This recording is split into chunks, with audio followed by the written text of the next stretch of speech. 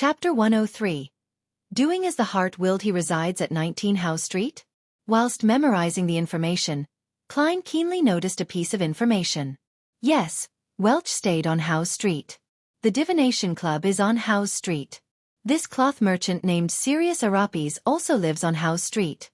From the looks of it, it's nothing strange for Welch to know Hannes Vincent either. They might have even gotten to know each through Sirius Arapis. Suddenly, Klein felt that he had linked the clues together as his thoughts turned clear. He was originally confused as to how Welch would be acquainted with Hannes Vincent, since this son of a banker wasn't particularly interested in mysticism. To him, money was more important than divinations.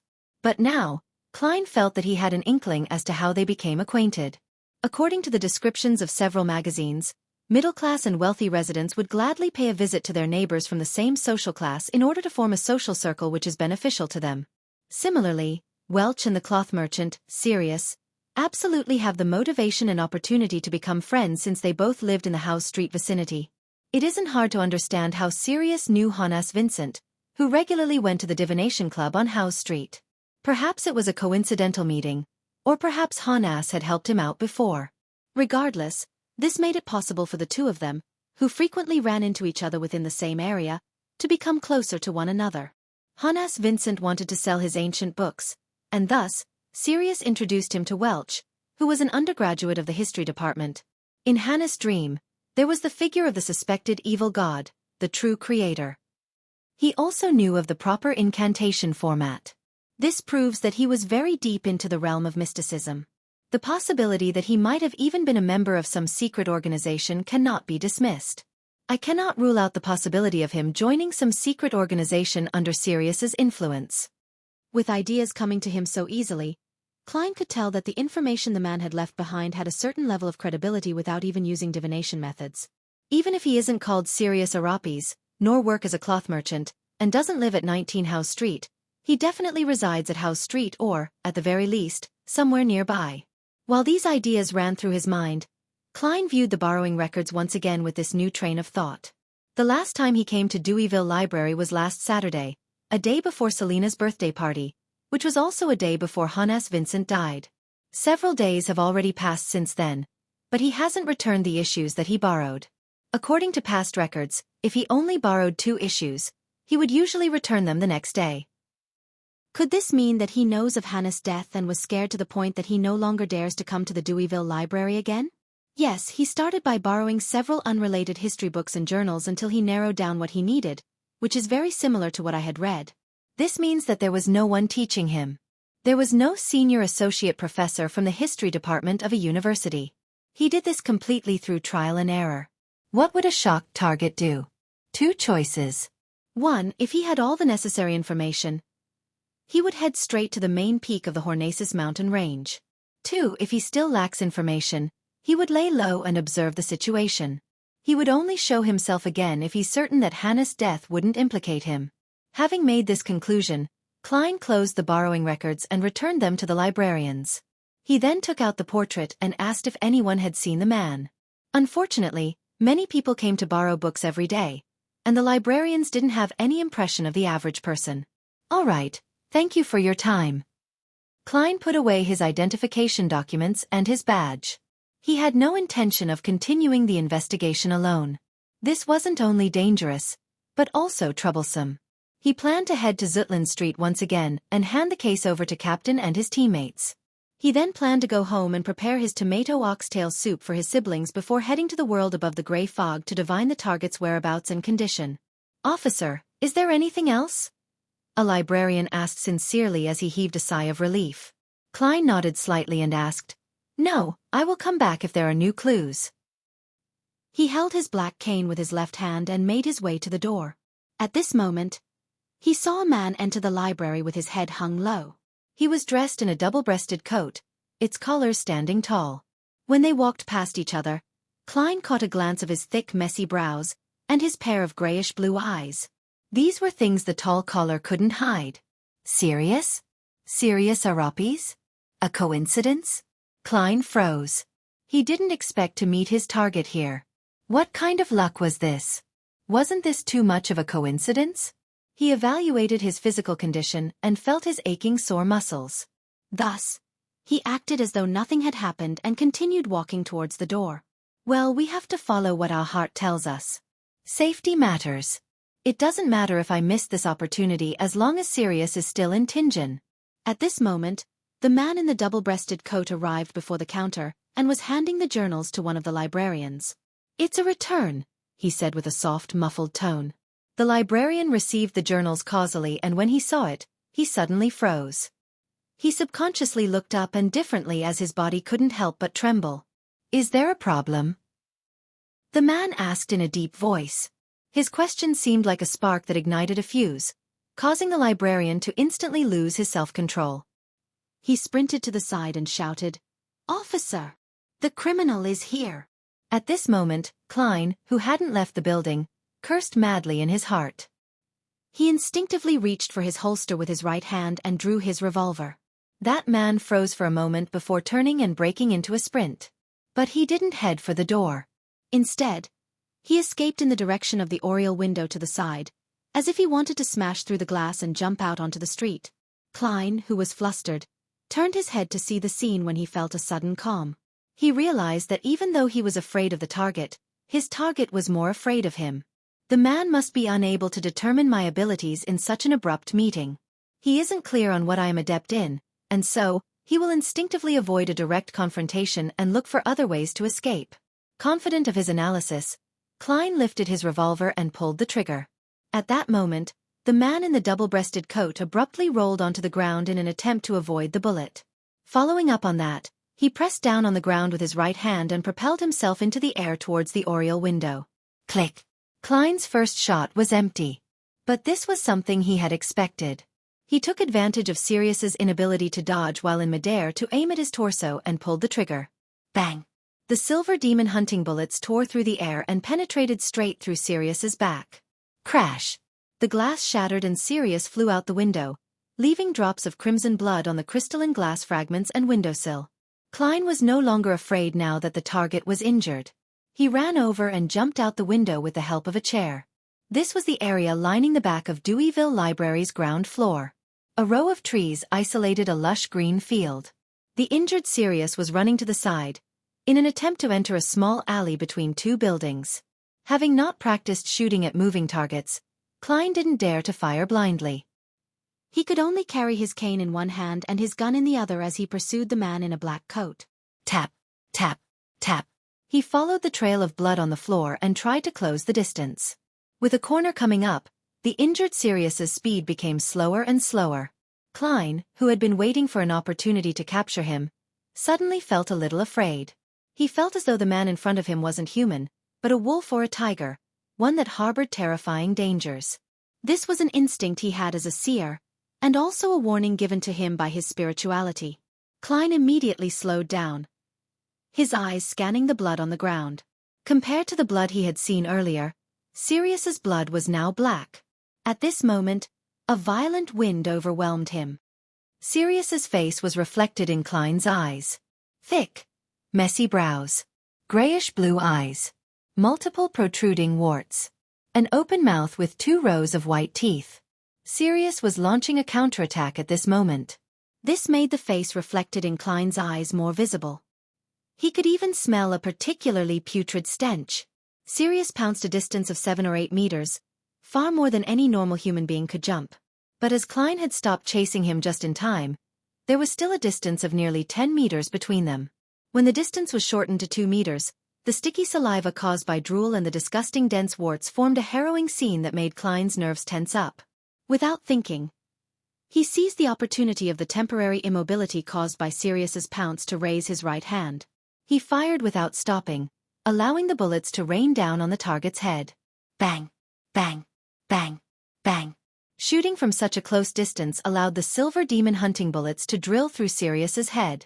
Blood splattered everywhere as his face became more and more mangled, until he staggered backwards. Klein had emptied the bullets in his revolver in an instant. He subconsciously wanted to take a few steps back in order to confirm the results of this battle. But at this moment, Sirius gave Klein the shock of his life by trying his hardest to stand up straight.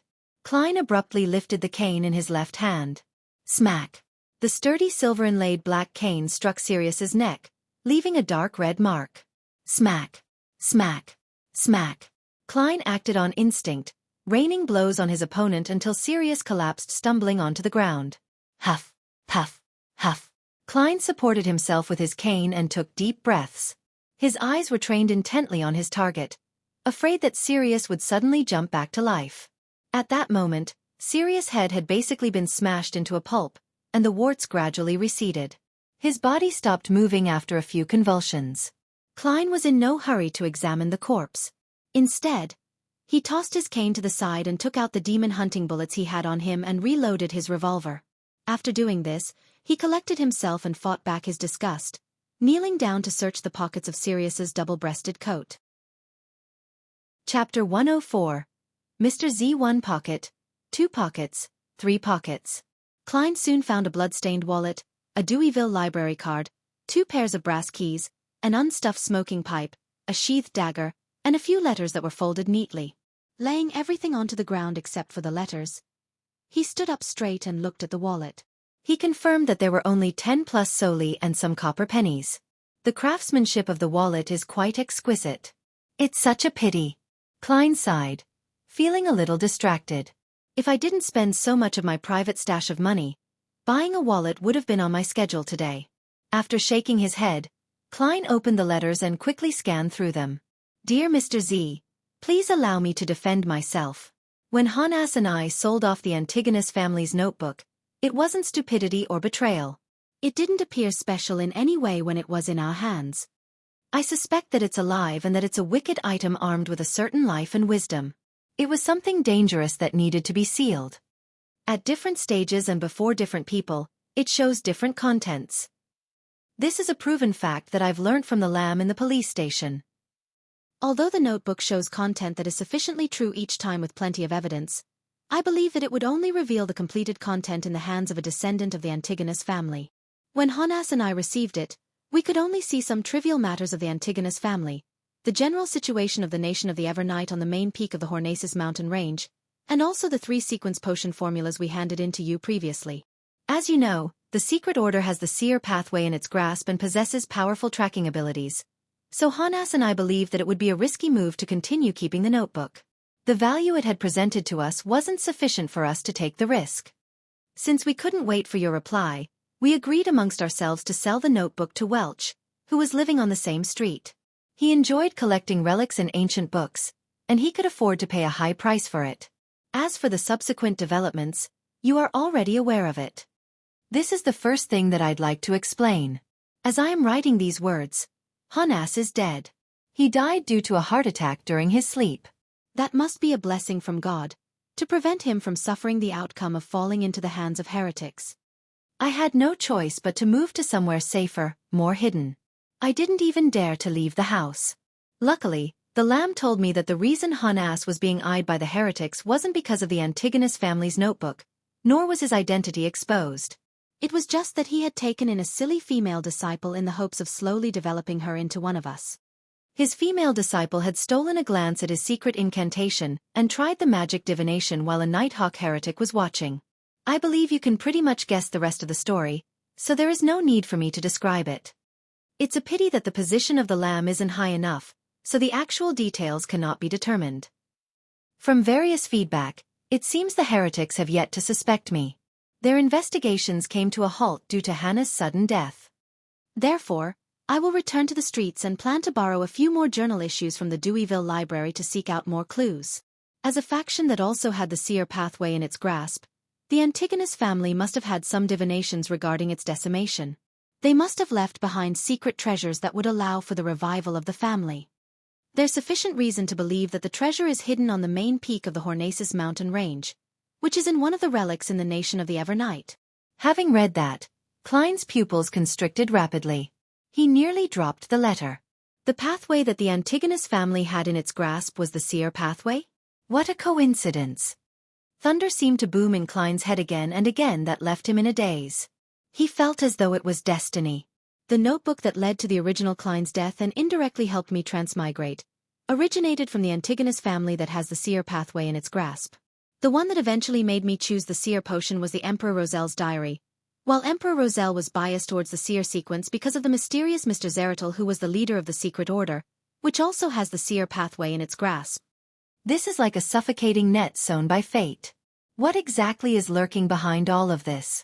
Klein held the letter and paced back and forth. He needed to verify the contents with other sources. Yes, the secret order that the Zeratul family controls is pursuing and searching for the belongings left behind by the Antigonus family. If both parties shared the same Beyonder sequence, there would be a sufficient reason and motive. Perhaps, it is to bridge any missing sequences, obtain rare ingredients for a higher sequence advancement, or covet the other party's accumulated experiences in avoiding the loss of control. Going by this line of thought, it is rather reasonable that the Antigonus family has at least part of the seer sequence chain. Yes, when I was divining for clues pertaining to the clown potion, the images that emerged were mostly related to the Antigonus family. The only exception was the suited clown from the secret order. Therefore, the true meaning behind the symbolism is that each scene carries the possibility of obtaining the clown potion and a clue. However, I didn't understand the crux of the issue and regrettably missed it. With the two corroborating evidence, Klein nearly believed the matters that Sirius had brought up in the letter. He also understood why he constantly heard the word hornasis in the murmurs he shouldn't be hearing. The earliest occurrence of this happening was when I first consumed the seer potion. He wore a serious expression as he thought to himself. Meanwhile, he guessed that being a survivor of those that made contact with a relic of the Antigonus family, and becoming a Beyonder of the seer pathway, were two necessary conditions to hear the murmur saying, hornasis. Is there really a secret treasure buried within the ancient ruins on the main peak of the Hornasis mountain range by the Antigonus family? No, I can't think about this. Just the notebook alone has killed so many people. Any complete treasure would be even more terrifying. Klein shook his head subconsciously and cast his gaze onto the third piece of paper, which was the last of the letters. Honorable Mr. Z, I hope I can gain your assistance. I believe that you should be sufficiently interested in the treasure too. Until then, I will make myself look like a normal person, a normal lover of history. When the end of days arrives, I will offer all of Tinjin's lambs as a sacrifice to God. Humbly, Sirius Arapes. When he finished reading Sirius's letter, Klein had the urge to laugh. Why do I feel like I saved Tinjin? What was this guy trying to do? Heretics are truly unbelievable. Who is this Mr. Z? He seems like someone in a high position. At the very least, he should be at the same sequence as Captain. Where was Sirius sending the letter to? He didn't write down the address. It seems like that's the cautiousness of a heretic. They wouldn't put the address on until the moment before they sent it out. Right, if the Antigonus family had the potion of the seer pathway in its grasp, then would the clown potion be among the 3 formulas inside the Antigonus family's notebook that Sirius sent? Highly likely. In that instant, Klein seemed to have found clues to the clown potion. Although Sirius didn't bring the formula along with him, it was possible that he had left some form of record at his hideout. He must have also had it in his head, in his memories. Klein looked at the corpse before him and considered the problem of making a dead person speak. It required almost zero consideration, as an idea immediately popped into his head. Mediumship. Spirit mediums could directly communicate with spirits that had yet to disperse. Seers, mystery priors, and others could roughly accomplish the same thing using ritualistic magic. Previously, when he was dealing with the corpse of the suited clown, there were 3 things that had kept Klein from using mediumship. Firstly, he was in a hurry to save the rest. Secondly, he didn't have the ingredients with him, and lastly, he lacked confidence. Thus, he didn't consider the option of mediumship and missed his best chance. When they returned to Blackthorn Security Company, the spirit was mostly gone. Even a spirit medium could only get superficial information. But now, Klein happened to have all the ingredients and tools, and he happened to have the experience of communicating with lingering resentment through the help of dream divination. My only concern about contacting the spirit of a heretic would be being placed in the same situation as Captain's entry into Hannah's dream where he saw a horrifying existence. However, Captain only remained frail for 2 days, and he wasn't considered severely injured. Yes, I could give it a try. He hesitated for less than 20 seconds before making a decision. He didn't want to miss out on this opportunity. He raised his head, turned around, and cast his gaze toward the spot where the window had shattered. There was a crowd gathered there watching. He took out his identification card and badge before returning to the broken window. He then told the onlookers through the shattered oriel window, I am a probationary inspector from the Special Operations Department of the Awa County Police. I have shot the criminal to death. Please take this badge to the nearest police station and tell them to send backup to deal with the follow-up. The rest are to help me cordon off this area. Do not allow anyone to come close for they might contaminate the scene. Yes, officer. The librarian that caused Klein the trouble quickly took the badge. When the entire scene was cordoned off and no one could enter the grass patch, Klein returned to the corner and stood by the side of the corpse. He was glad that the innocent crowd couldn't see the dead body, which looked more like a monster than a human. He put down his cane and revolver, then reached into the inner pocket of his windbreaker to take out a metal bottle. He was going to use the techniques of a mediumship ritual with dream divination to make the dead man speak. Chapter 105. Spirit channeling. Klein twisted open the golden bottle's cap and brought it to his nose. He took a whiff of the stimulating scent that energized him. This was holy night powder made using slumber flowers, dragon bloodgrass, deep red sandalwood, mint, and other herbs. Since it was simple to concoct, Klein had made a batch the moment he got the ingredients from the underground market. It was going to be of use now. He poured a little of the holy night powder on his palm and collected himself. His irises turned dark. Next, Klein put away the metal bottle and scattered the powder onto the ground after infusing his spirituality into it. He scattered the powder as he walked, forming a circle around Sirius's corpse. A formless barrier rose, separating them from the outside world. Klein flicked away the remaining holy night powder on his hand and took out the other metal bottles. He sprinkled the Amantha Pure Dew and other liquids in the surrounding area. The ritual he set up was different from the one old Neil used at Ray Bieber's house since the aim of the ritual was different. For example, old Neil poured the liquids before using the holy night powder. That could create a serene and holy state second only to an actual altar. Klein had used the holy night powder first before pouring the liquids to prevent Sirius's remnant spirituality from being disturbed by the surrounding objects while still barely managing to have an environment that satisfied the requirements of the ritual. If he had used old Neil's method, the rest of Sirius's spirituality would have been purged, making it impossible to establish a connection.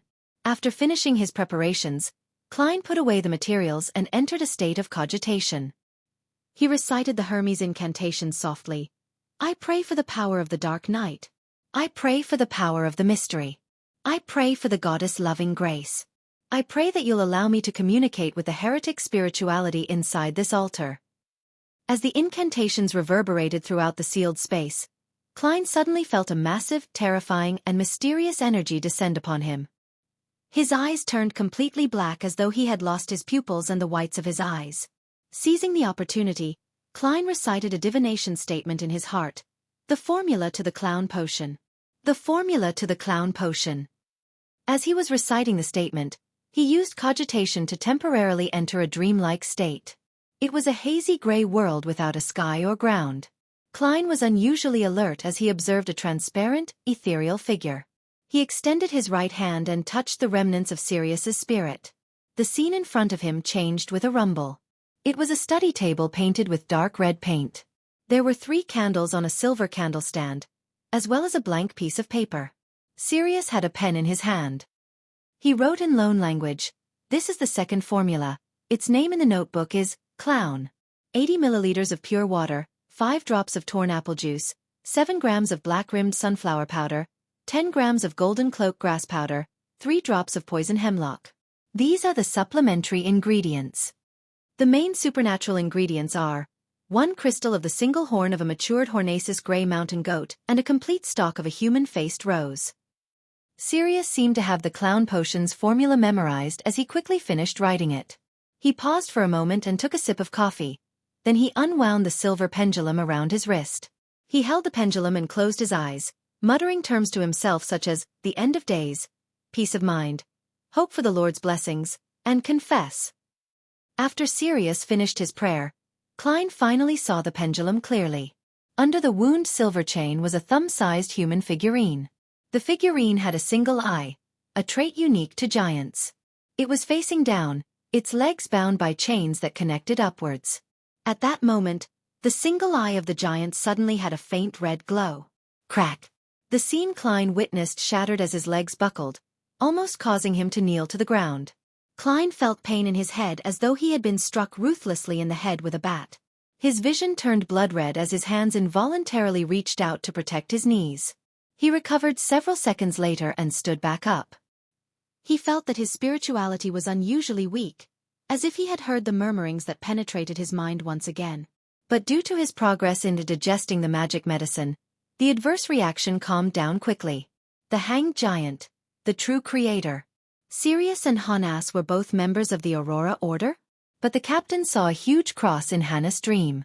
The terrifying being crucified on the cross wasn't the Aurora Order's Hanged Giant. Klein took 2 deep breaths and waited for his spirituality to slowly recover. The Aurora Order was a secret organization that sprang into existence about 200 to 300 years ago. They worshipped the true creator and symbolized him with the Hanged Giant. They believed that every human being had divine qualities, and as long as they persevered and made it through the countless trials, they would be able to accumulate enough divine qualities to become angels. According to the internal records of the Nighthawks, the Sequence 9 of the Aurora Order was secret suppliant. These Beyonders could sense the existence of mysterious and horrifying beings and were armed with a decent amount of knowledge regarding sacrifices and some knowledge on ritualistic magic. There was enough evidence to claim that senior secret suppliants experienced distortions of their worldview and lost control easily. Little was known about the Sequence 7 which the Aurora Order had grasped. Sequence 8 was Listener. This was considered quite a terrifying job for a Beyonder. Every listener could listen directly to the whispers of the secret entities. Thus, they frequently came into contact with powerful, distorted, unique abilities. But consequently, if they were unable to advance, it was difficult for them to survive the next 5 years after becoming a listener. Furthermore, the comments the Nighthawks had in the reports were that every listener was a lunatic. Even if they looked normal on the surface, they were always crazy on the inside. The details of the report regarding the Aurora Order flashed through Klein's mind. His initial theory was that Sirius was a secret suppliant. From the description, secret suppliant are as hopeless as seers in battle. That does fit Sirius's actions just now. What happened later was a loss of control brought about by the injury. Yes, Fry once said that every Beyonder would more or less undergo some weird changes after they die. Klein thought as he tapped 4 points on his chest to praise the goddess. After his spirituality recovered slightly, he concluded the ritual with the appropriate procedure and dismantled the wall of spirituality. With a whoosh, a gust of wind blew as Klein forced himself to look at Sirius's corpse. He noticed that there was still an obvious wart on Sirius's mangled face. It was a dark purple wart, almost black. There seemed to be liquid and a light gleaming within. What kind of transformation was that? Klein rubbed his temples, not daring to touch it. He bent over and retrieved his cane, allowing it to bear his weight. After what had just happened, he knew that Sirius's spirituality had been completely destroyed. Even the spirit medium Daly would be unable to communicate with him. After a while, Klein saw Captain Dunn and his partners, Leonard and Kenley. It seems like your fate is tied to Beyonders and evil forces. In just a few weeks, you have come across more supernatural incidents than what we usually see in months, Leonard joked, looking at the corpse on the ground. It might not be a coincidence, Klein added, as he suddenly thought about the red chimney he had seen in his dream divination, as well as the majestic palace on the main peak of the Hornaces mountain range and the formless focus on him. He took the opportunity to mention it in passing. Dunn surveyed the surroundings and with his gray eyes trained on Klein, asked, "You tried channeling his spirit?" There were still traces of holy night powder and the scent of the essential oils. "Yes," Klein replied truthfully. "I was worried that you would arrive late and that the remains of his spirituality would scatter." "You don't look well. Are you all right?" the short Kenley asked in concern. Klein passed Sirius's undelivered letter to the captain and began from the beginning. "When I went to the underground market to purchase materials for the rituals, I suddenly remembered that Selena had also once gone to the Evil Dragon Bar and that it was Honas Vincent that brought her there. This meant that Honas was a regular there. Thus, I suspected that the person in the portrait, someone who's definitely connected to Honas, might have gone to the underground market too. I asked the boss Swain about the portrait, and he gave me confirmation. He told me that the man had once tried to buy documents and items related to the Hornaces Mountains. That reminded me of the library. I recalled that the librarian had mentioned that someone had just returned the journal issue I wanted to borrow." Leonard stood to the side, listening with a smile. He suddenly interrupted. "And so you brought your identification documents and badge here to flip through the borrowing records? Actually, I am very curious. Why would you come into conflict with this man here? Even if it was a direct encounter, with your style of doing things, you would have pretended that you didn't know him and would just leave the library. Then you would come to Zutland Street to ask for our help. Yes, there was no need for you to take the risk. As long as you confirm the target and that he hasn't left Tingen, there would always be a way to find him, Dunn added as he reviewed the letter. Klein immediately said in embarrassment. The librarian recognized him and shouted for the police to help. There's no way I could have pretended not to hear that. Leonard and Kenley looked at each other. One tried to cover his amusement, while the other turned his head to the side.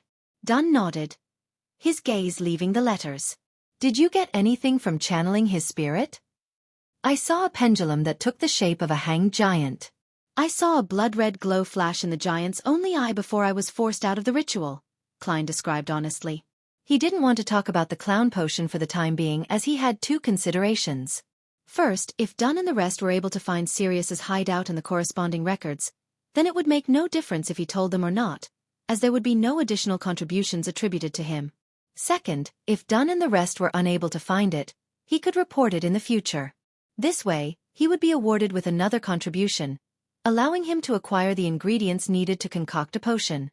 This was a way to obtain double the rewards for a single task, a technique that stemmed from old Neil's recent teachings.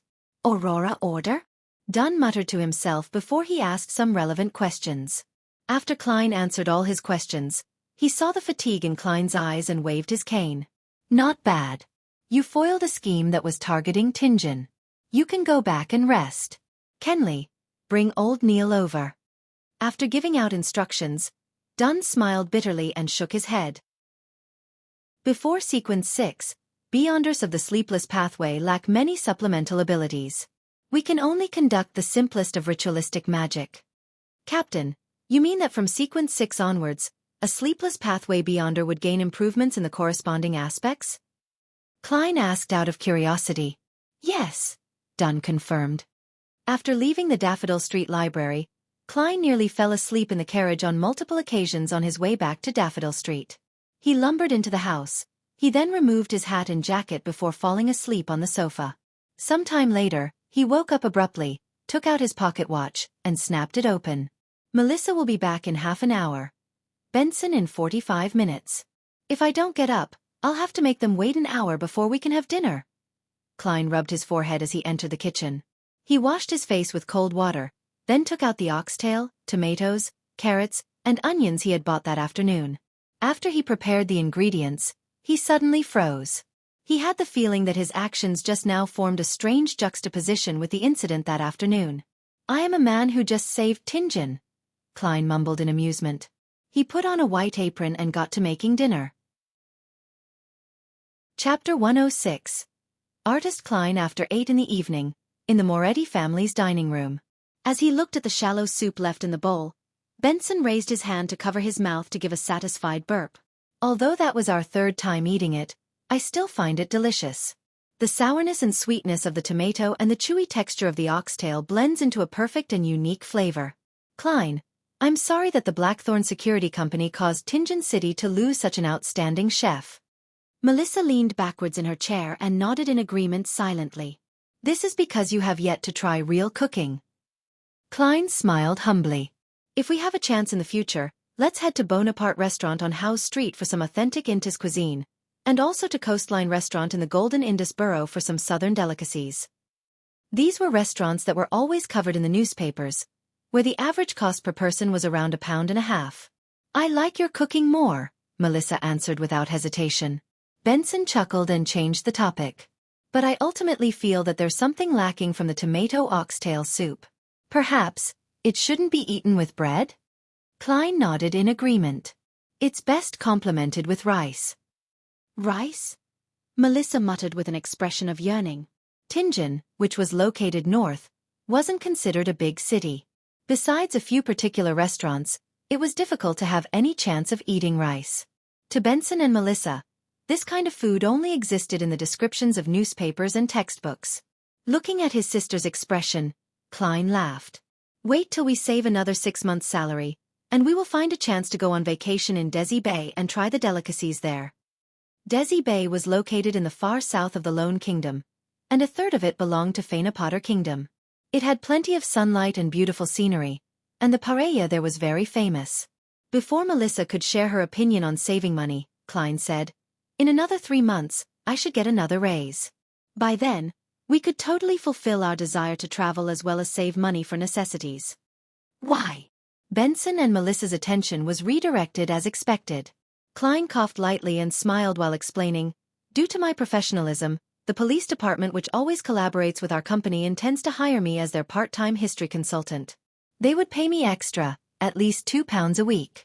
If you see me in a police uniform in the future and showing the corresponding police documentation, please don't be shocked. Of course, as you know, the work efficiency in governmental departments is as slow as a 90-year-old lady's footsteps. They still have to go through a lengthy procedure, and they're required to do a thorough inspection of me. Hence, on my off days for the next 2 months, I'll be heading to Koei University quite often to see my mentor and the teaching staff I know to learn more." Seeing the shocked look in his brother and sister's eyes, he paused and said with a strange expression, just like Emperor Roselle said, "One is never too old to learn." Benson maintained a few seconds of silence before saying in a half self-deprecating and half emotional manner, "Is it too late for me to sign up for university? Knowledge really is wealth. And also power," Klein added silently. "Benson, you need Klein's grammar books and his classic literature textbooks," Melissa said out of the blue, stealing the words from Klein's mouth. Benson's expression seemed to change. He gritted his teeth and said, "Klein, pass me those books tonight. Even if all they do is put me to sleep, I am determined to read them for an hour, no, an hour and a half a day. I swear in the name of the goddess. If I can't do it, I will be a curly-haired baboon." A smile immediately plastered across Klein's face. "No problem." The next morning, Klein hung his coat and hat on the clothes rack in the break room. Then he followed Roseanne's instructions and walked to the basement to the duty room outside Cheney's gate. Captain Dunn and members Fry, Sika, Royale, Leonard, and Kenley were all there. As his gray eyes glanced past the newly promoted Nighthawk, Dunn smiled and said, "We have a routine meeting every Thursday to summarize past missions and discuss various challenges. I am a man who has endured the test of many regular meetings as well." Klein lampooned. He found a seat and joked, "Do I need to introduce myself?" Dunn smiled and turned to look at Kenley. "Briefly tell us about the investigation of Sirius Arapis." Kenley was also a Nighthawk who had been promoted from a member of the civilian staff. He wasn't very tall, his brown hair was quite thick, his body size was average, his muscles were very toned, and he looked like someone who was smart and capable. He thought and said, "With old Neil's help, we found Sirius's secret hideout. There were many books and items at the scene. From them, we can be certain that Sirius was one of the underground members of the secret organization, the Aurora Order. He was also a secret suppliant. There's sufficient evidence to show that he and Honas Vincent sold the Antigonus family notebook to Welch. Those who don't remember Welch can ask Klein about him. We found valuable items, including 3 sequence potion formulas, which are Sequence 9 Seer, Sequence 8 Apprentice, and Sequence 8 Clown. The subsequent task is to use Sirius's social circle and the letters we found to locate other outer circle members of the Aurora Order. The focus of our search will be directed at the heretic who has infiltrated the police department. Also, people who were in contact with Honas need to be re-investigated." Dunn nodded lightly and looked towards Klein. "As you heard just now, we've obtained the clown potion formula, but are unable to determine if it's real. We have to wait for the Holy Cathedral to give us feedback. In the mission relating to the Aurora Order, you have made a crucial contribution. Plus, given that you shot a member of the secret order, it won't be long until you accrue enough contributions to be promoted. But, I have to remind you that not everyone is like Daly. You have to suppress your desire and wait for 3 years. In order to avoid losing control, you can't allow your mindset to be affected by our discovery of the clown potion formula. Captain, you don't understand how magical it is to act. I have already confirmed the authenticity of the clown potion formula using divination above the gray fog last night." Klein nodded obediently. "I will keep my emotions in check." Then Sikatron, the quiet midnight poet with white hair and black eyes, said, "We still haven't found any clues regarding instigator Triss. I suspect that he has already fled from Tingen." After they were done exchanging their new information, Klein left the duty room and found old Neil to continue his mysticism lessons. In the afternoon, he went over to his combat teacher, Gawain, to do basic strength, endurance, and overall coordination training. With the sun still up and bright at 5, Klein took off his training costume, took a quick shower, and changed into his original clothing. He then took the public carriage to Basic Street. He hadn't forgotten about the red chimney that he had seen in his dream divination, nor did he forget about the man that he suspected to be a member of the psychology alchemists, who had bought supplementary ingredients for the spectator potion in the underground market. These things would be inconvenient to investigate in his role as a Nighthawk. Number 27. Henry's Private Detective Company. Yup, it's here. Klein found a private detective company according to the newspaper's descriptions. It was said to be trustworthy. He put on a mask, lowered his top hat, and flipped up his collar. He walked up the stairs and came to the company on the second floor. Knock, knock, knock. He knocked on the door that was half closed. "Please come in," said a voice that seemed to be affected by phlegm. Klein lifted his cane and pushed the door to enter. He saw the detective company using an almost open layout. There were 4 employees sitting at their respective seats partitioned into small cubicles. "Hi, I'm Detective Henry. How may I help you?" A man in a white shirt and black vest greeted him. He held a smoking pipe in his hand, and he had a prominent jawline, blade-like eyebrows, and dark blue eyes that sized up his client. Klein used the collar of his windbreaker to block half of his face as he spoke. "I have 2 matters to entrust to you." "How are your rates?" "That depends on the difficulty of the task." Detective Henry retracted his gaze and pointed towards the sofa in the guest area. "Let's talk over there." Klein followed him to the semi-partitioned area and sat on the single-seat sofa. He didn't take off his coat, nor did he take off his hat and mask. He purposely made his voice hoarse and said, "First, I need you to help me find a house with a chimney that looks like this, as well as information on who the owner and current tenant are." As he spoke, he took out a neatly folded paper. When he opened it, there was a chimney with its color noted down and its surrounding scenery. This was the drawing that Klein completed by using the uniqueness of the area above the gray fog and the method of praying to himself.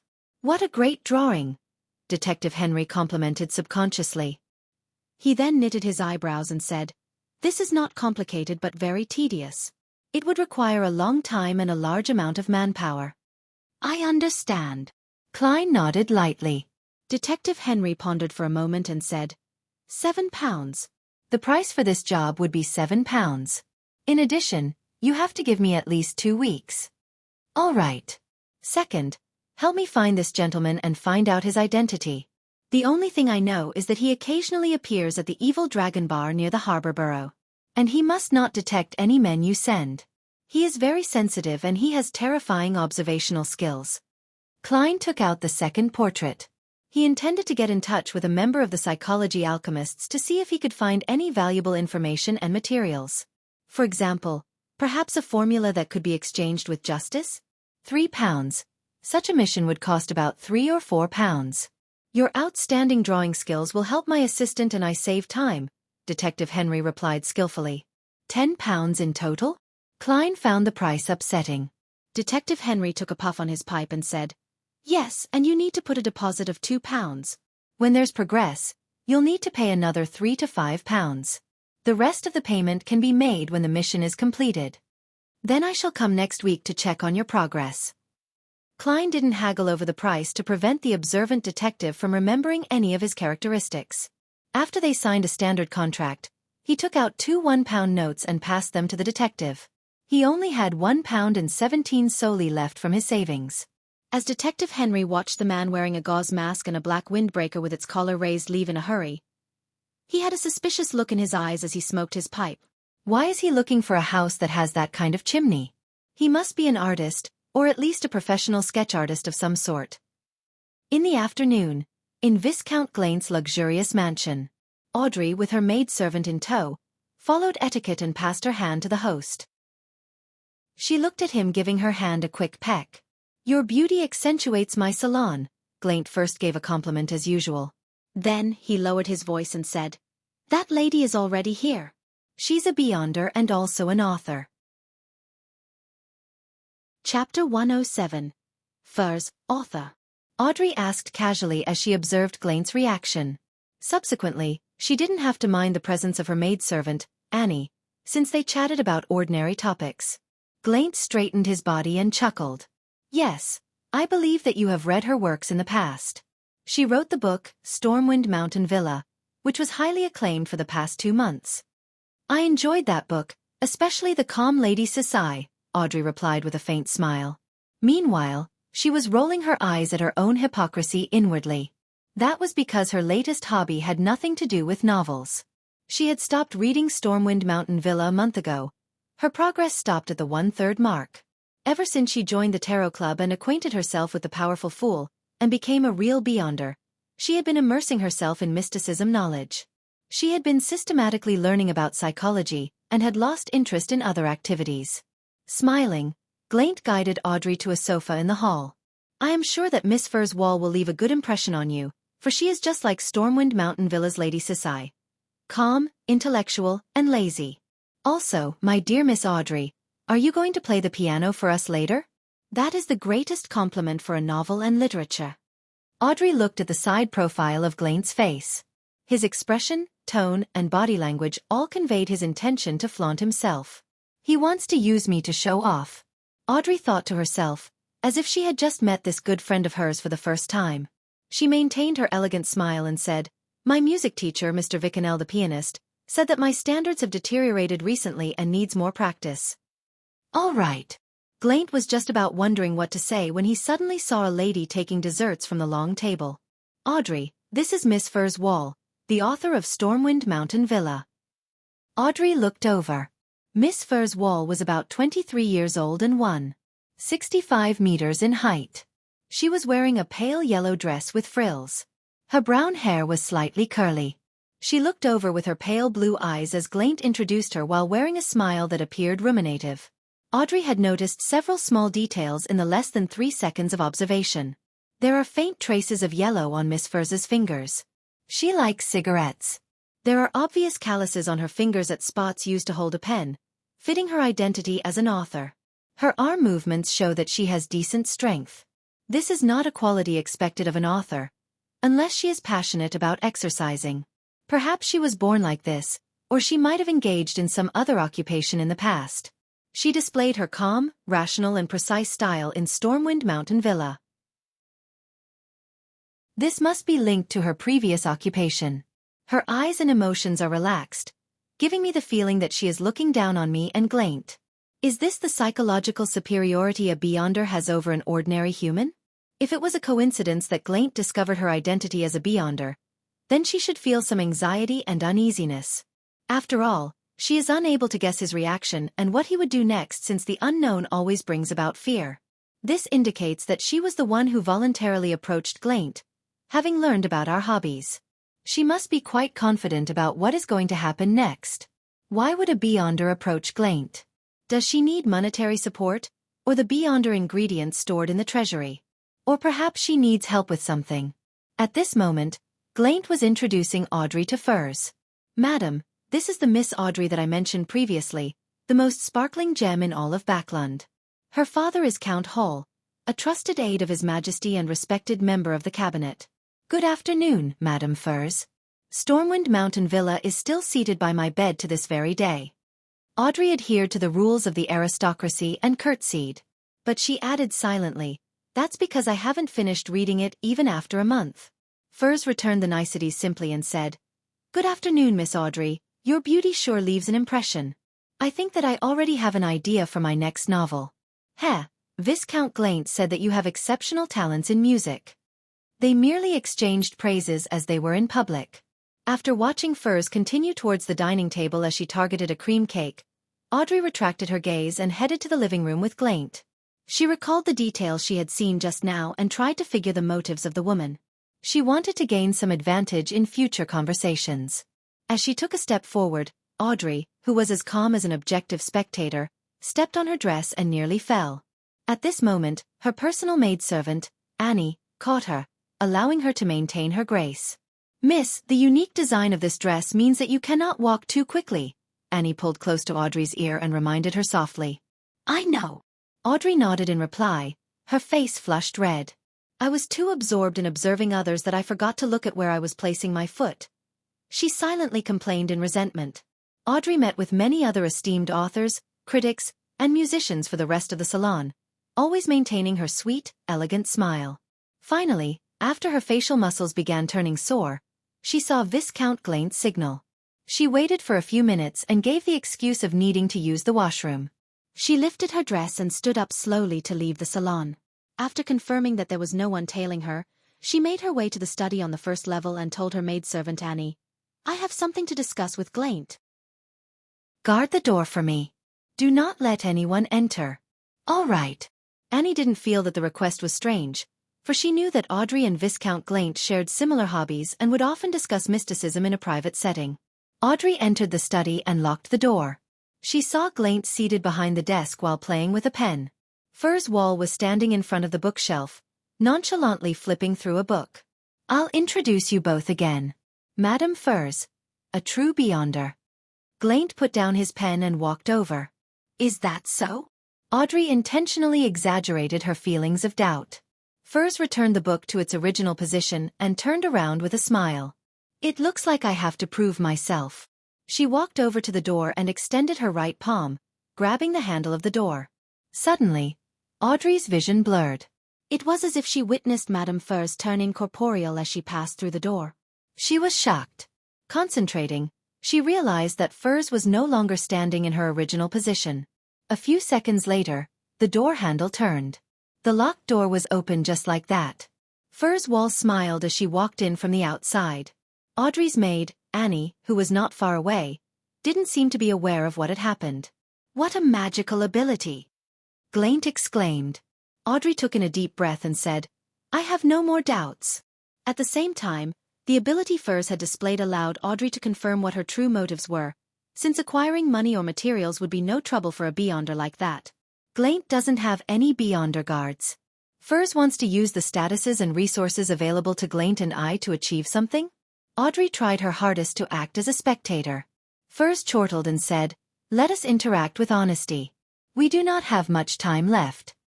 I was once a doctor at a clinic and was given an opportunity to become a beyonder. That was more than 2 years ago.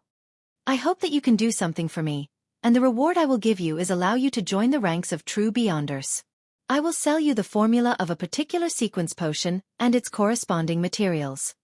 Upon hearing such a promise, Glaint could not help but ask, "What do you want us to do?" "I have a partner who's in jail now, awaiting the final verdict. I hope that you can save her, regardless of the methods used," Furs said simply. Audrey frowned. "Madame Furs, the abilities you have demonstrated should be better suited for the task." Furs laughed and shook her head. "No, that is not the case. She cannot pass through the places that I can. I can only go in regularly and chat with her. Also, I think that risking my life to save her is not a good idea. Life is short, but there is much for us to do." Audrey observed Furs's face and body language. She considered her words before asking, "I understand. What crime is your partner being locked up for?" Furs's expression immediately turned a little awkward. "My partner is a very respected person who can make others comply from the bottom of their hearts. She is of good character and kind. Well, it was that the means she used to convince a thug was a little over the top." After handing out the mission, Klein followed his original schedule of mysticism lessons in the morning and combat lessons in the afternoon. The regularity of his life almost made him forget that he was a member of the Nighthawks. The curse of often encountering supernatural incidents seemed to disappear as well. It was Saturday, his turn to guard Cheney's gate. "You can enjoy the coffee I left here or the black tea in the clerk's office." Dunn surveyed the room with his deep gray eyes. Klein, who had already given an excuse to his siblings, nodded in joy. "All right, Captain. You sure are a generous gentleman." Dunn laughed. "Those will help you relax. Being tense all the time is not good for your health."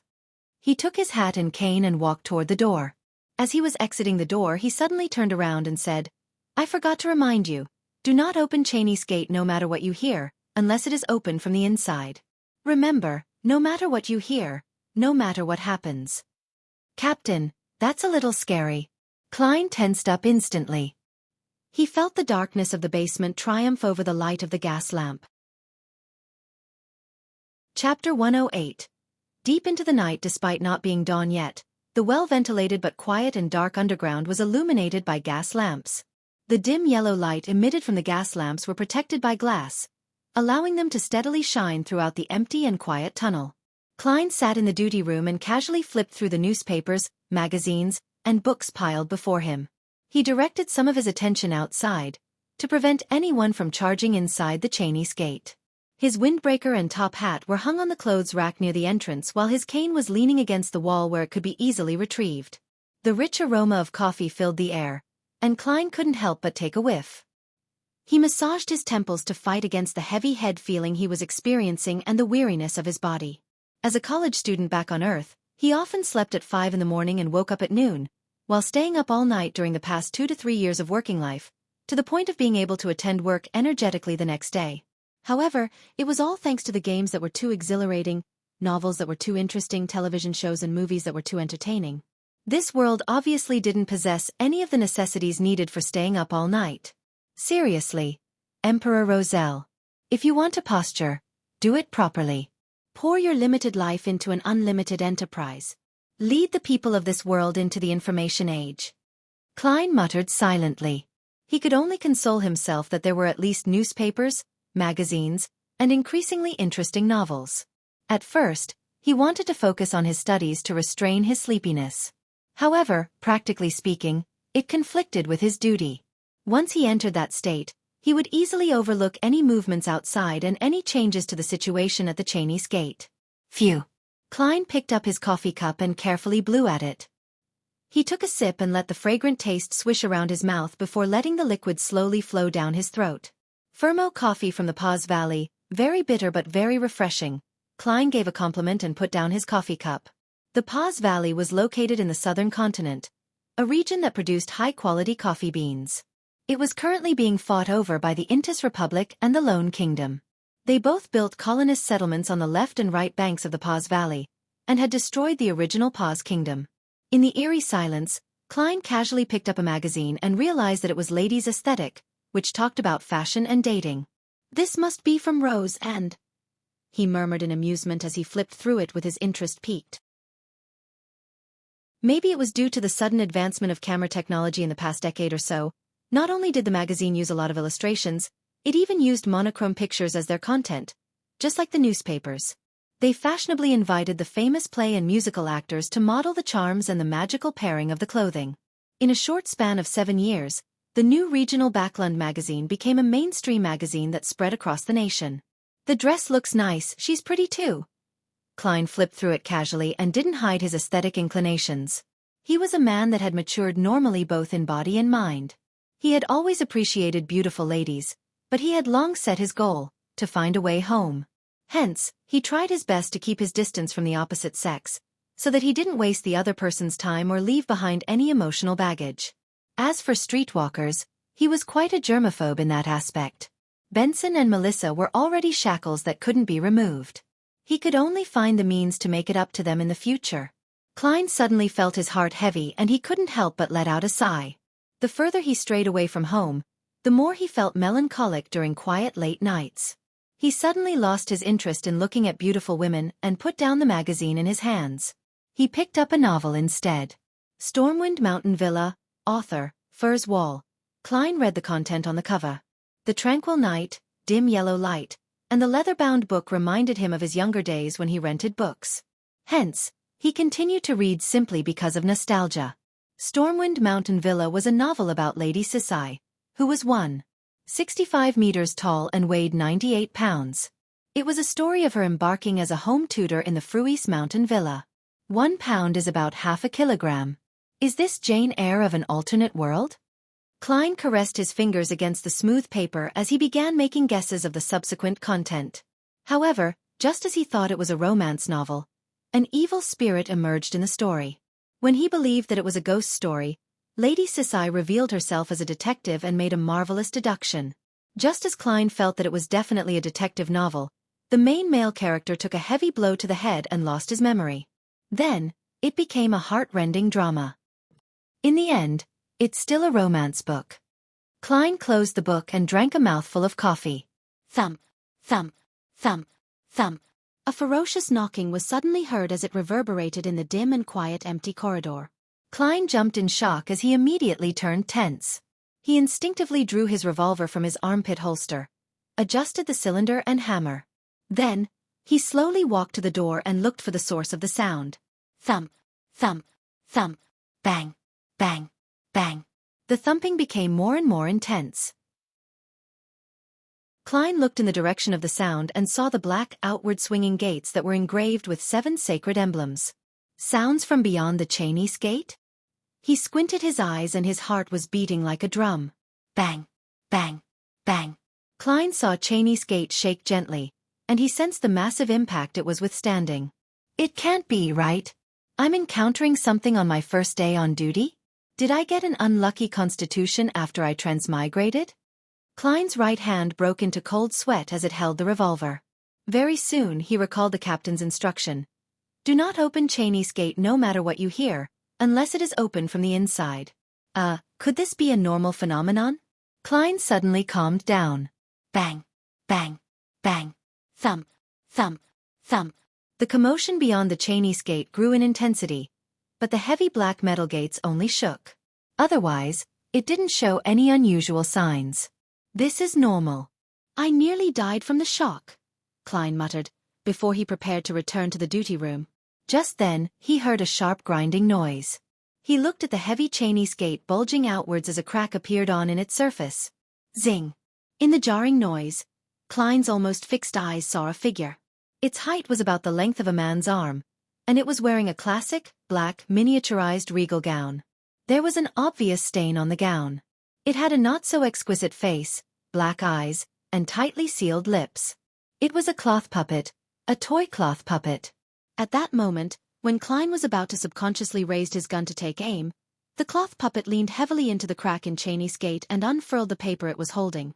There were many mysterious symbols on the paper, some that Klein knew and some that he had yet to learn. Together, they formed a vertical eye.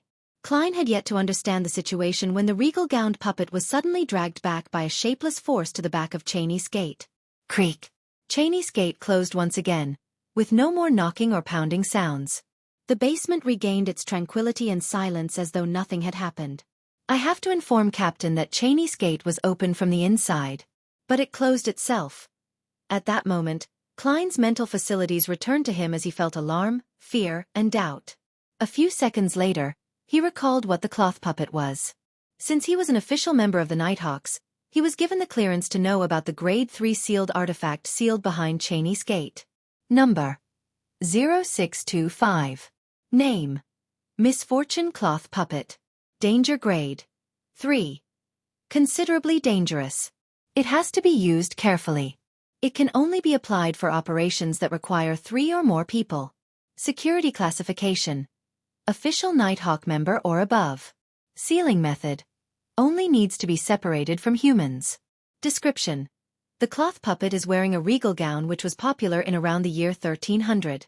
The gown has a stain that is almost impossible to remove. It is uncertain if the stain was present from the very beginning. In a few tragic cases of individual family financial crises recorded in Tianjin, the police noticed the existence of the puppet. It was always placed in the children's bedroom, on the side table next to the bed.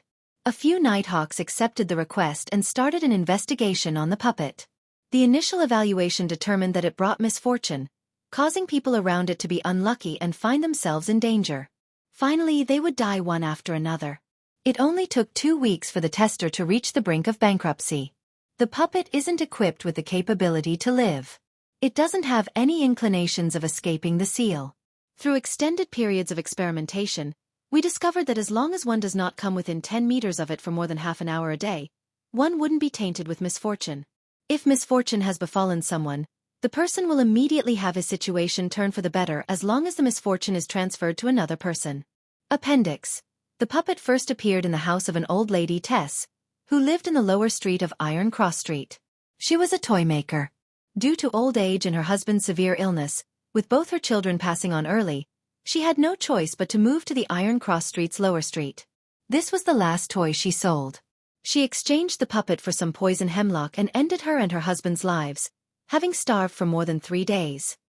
As Klein recalled the information of sealed artifact 3-0625, he felt even more doubtful and horrified.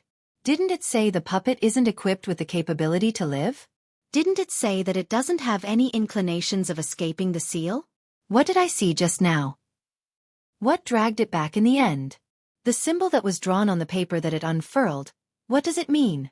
That scene earlier was like how a psychotic murderer deals with his victim as the victim slams on the gates heavily and cries for help desperately, only to be dragged back. While these thoughts flooded him, Klein decided not to make any decision on his own. He returned to the duty room and pulled a rope. The rope tightened, the gear spun, and there was suddenly a hurried ringtone that rang on the second floor of the Blackthorn Security Company. Leonard Mitchell and the other sleepless who were playing cards in the entertainment room immediately put down their poker cards and ran to the basement. Chapter 109. Deduction. The sound of running footsteps entered Klein's ears, calming him down as he stood at the entrance of the guardroom. Leonard arrived first, holding a revolver. He asked in a solemn voice, "What happened?" Watching Leonard struggle to stop, Klein suddenly thought of something that Rosen had mentioned in the past. 3 years ago, Leonard, who had just become a sleepless, tried to run down the flight of stairs despite not having adapted to the potion's power, causing him to fall and roll down. With a cough, Klein pointed at Cheney's gate and said, "There was a knocking noise from the inside, which then became a loud slamming noise. Then the door was pushed open a little." "Cheney's gate was pushed open?" the short Kenley asked in shock. "Yes, a slit was opened." Klein continued his description. He saw that Leonard, Kenley, and Royale had stopped approaching the guardroom, instead forming an arc formation a few steps away, loosely surrounding Klein. He paused for a moment before asking, "Are you suspicious of me?" "No, it isn't suspicion. This is protocol." Kenley shook his head. In this tense atmosphere, Leonard maintained his flippant attitude, laughing as he added, "There have been incidents like this in other churches." The beyonder guarding Cheney's gate lost control and pulled the bell before killing 2 teammates who came to help. All right. Klein no longer felt angry and aggrieved at being ostracized. Instead, he asked, "Then how should I prove that I haven't lost control?" Leonard wiped away his flippant smile and tapped his chest 4 times. With a hoarse voice he recited softly, "Lacking clothes and food, they have no shelter in the cold. They are drenched by rains, and huddle around the rocks for lack of shelter. They are orphans snatched from the breast, hope lost on them. They are the poor that have been forced off the proper path. The Evernight did not forsake them, but bestowed them with love." The holy yet pitiful prayer reverberated around the basement, making the bodies, hearts, and souls of everyone present feel purified and tranquil. Seeing Klein not display any abnormal reactions, Leonard stopped his recital and smiled. "There's no problem. You are still our trusted partner." Madame Royale, who had been quiet all this time, looked at Cheney's gate and asked, "What did you see when the gate was pushed open?" "I saw a misfortune cloth puppet, the one wearing the black classic regal gown, 3-0625, Klein replied, still a little fearful. But 3 seconds later, a formless power pulled it back and Cheney's gate was closed once again. "What's going on?" Leonard, Kenley, and Royale exchanged looks. "Haha, we are in the same boat as you. We don't know the true cause. But since Cheney's gate is closed once again and there's nothing unusual, we shouldn't enter it at this time. We have to wait till dawn for the captain." Royale calmly added, "I will wait here and guard the gate with you." "All right." Leonard moved his hand and gave a bantering laugh. "As the most powerful person here, I shall stay too. Kenley, return to the second floor just in case the police department has an emergency case and cannot open the door." Kenley didn't say much, he just nodded immediately and left. Leonard glanced at Klein and Royale. "Perhaps we can continue our card game? It's best to have some sort of entertainment in circumstances like this, to relax." "No problem." Klein adjusted his revolver and put it back into his armpit holster. Royale didn't voice an opinion, but instead stroked her smooth black hair as she entered the guardroom. "While playing Fighting the Landlord, no, Fighting Evil," Klein said casually. "Misfortune cloth puppet, 3-0625, according to its description, isn't equipped with the capability to live. Haha, 3 aces." Leonard showed his hand and replied with the same casual tone. "In the past 40 years, 3-0625 hasn't displayed any lifelike characteristics. We can first assume that the information is correct and make our assumptions based on that. Pass. You already have an idea? Royale asked simply. As Klein hesitated to think about whether he should throw his 3 deuces, Leonard took a sip of his freshly brewed coffee and said, "Yes, since 3-0625 shouldn't have any lifelike characteristics, then its actions today must have been influenced by some other factor. This factor must also be rather recent. Otherwise, we would have observed this phenomenon a long time ago.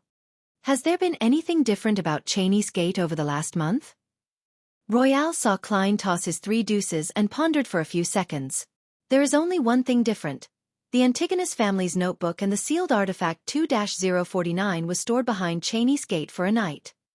Leonard looked at the cards in his hand, and as he tapped the table, he said with a smile, "If 2-049 can make the misfortune cloth puppet act abnormally, then something similar should have happened behind Backlund's Cheney's Gate a long time ago. So I suspect that the problem lies with the Antigonus family's notebook." Klein thought for a moment and nodded. "That is the most likely explanation." "Leonard, I never expected you to be this good at deduction." Typically speaking, being a romantic poet and a person with excellent deductive skills was mutually exclusive. "That's because he's recently into detective novels," Royale explained indifferently. 2 kings, a straight from 8 to king. Does no one want it? 3 SS and no more. Upon seeing this, Klein and Leonard fell silent. Having not been concentrating on the game, they forget something important. Royale was the evil in this round. Watching Royale cut the deck, Klein took the opportunity to ask, "Then what power pulled 3-0625 back?" Leonard glanced at him and chuckled. "Do you really think that the defensive mechanisms behind Cheney's Gate only consists of the buried sealed chamber and a few elderly keepers? In reality, when the sun sets fully, the keepers would have already left Cheney's Gate and returned to St. Selina Cathedral. The power in the gate is strongest at night and is no longer safe for any living creature. The power only weakens when the sun rises again. That is also why the captain asked us not to enter Cheney's Gate no matter what we hear." In other words, the captain had forgotten to tell me the reason. Klein thought for a bit before asking, "Defensive mechanisms such as nexus formations? Like magnified versions of amulets and charms?" "Yes." Royale nodded as she stroked the edge of her cards. "There is a reason that Cheney's Gates are placed in the central cathedral of each city. The gate is maintained by the followers that go to these churches every day. Their sincere prayers allow a part of their spirituality to enter the nexus formations, and from small contributions comes abundance." "I see." Klein nodded as he saw that he had a lousy hand. At that moment, Leonard laughed and said, "There isn't just one defensive mechanism behind Cheney's Gate. St. Selina's ashes are buried inside. She was a high-sequence beyonder when she was still alive." "The ashes of St. Selina? Ashes of a high-sequence beyonder? Sacred ashes? What use do those have?" Klein was as puzzled as he was curious. St. Selina was a devotee when the Church of the Evernight Goddess was being established. She was active during the Third Epoch and her deeds were written in many holy scriptures. Thus, Saint Selina was a fairly commonly used name among the commoners who believed in the Evernight Goddess. Leonard seemed to read Klein's mind as he continued. "Rumors suggest that the skeleton or ashes of high-sequence beyonders still contain incredible power." "Of course, those are just rumors." Klein nodded, focusing his attention on the cards in his hand. There were no unusual incidents in Cheney's Gate for the next few hours, but Klein lost exactly 2 solely. It pained his heart, but Leonard, who fully expressed his romantic poetic vibes while playing, lost 4 solely and 5 pence, leaving Royale as the undisputed winner. "The sun has just risen, it's my turn." The quiet author, Madame Sikatron, entered the guardroom at 6. Klein wrote the incident he encountered the previous night into the record book and returned to the Blackthorn Security Company with Leonard and Royale.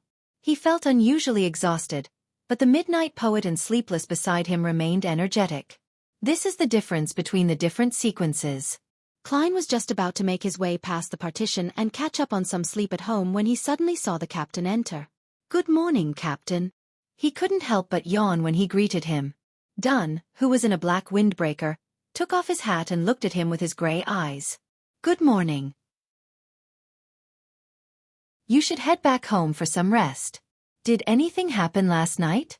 Klein immediately gave a succinct summary of the incident regarding the misfortune cloth puppet and Leonard's deduction.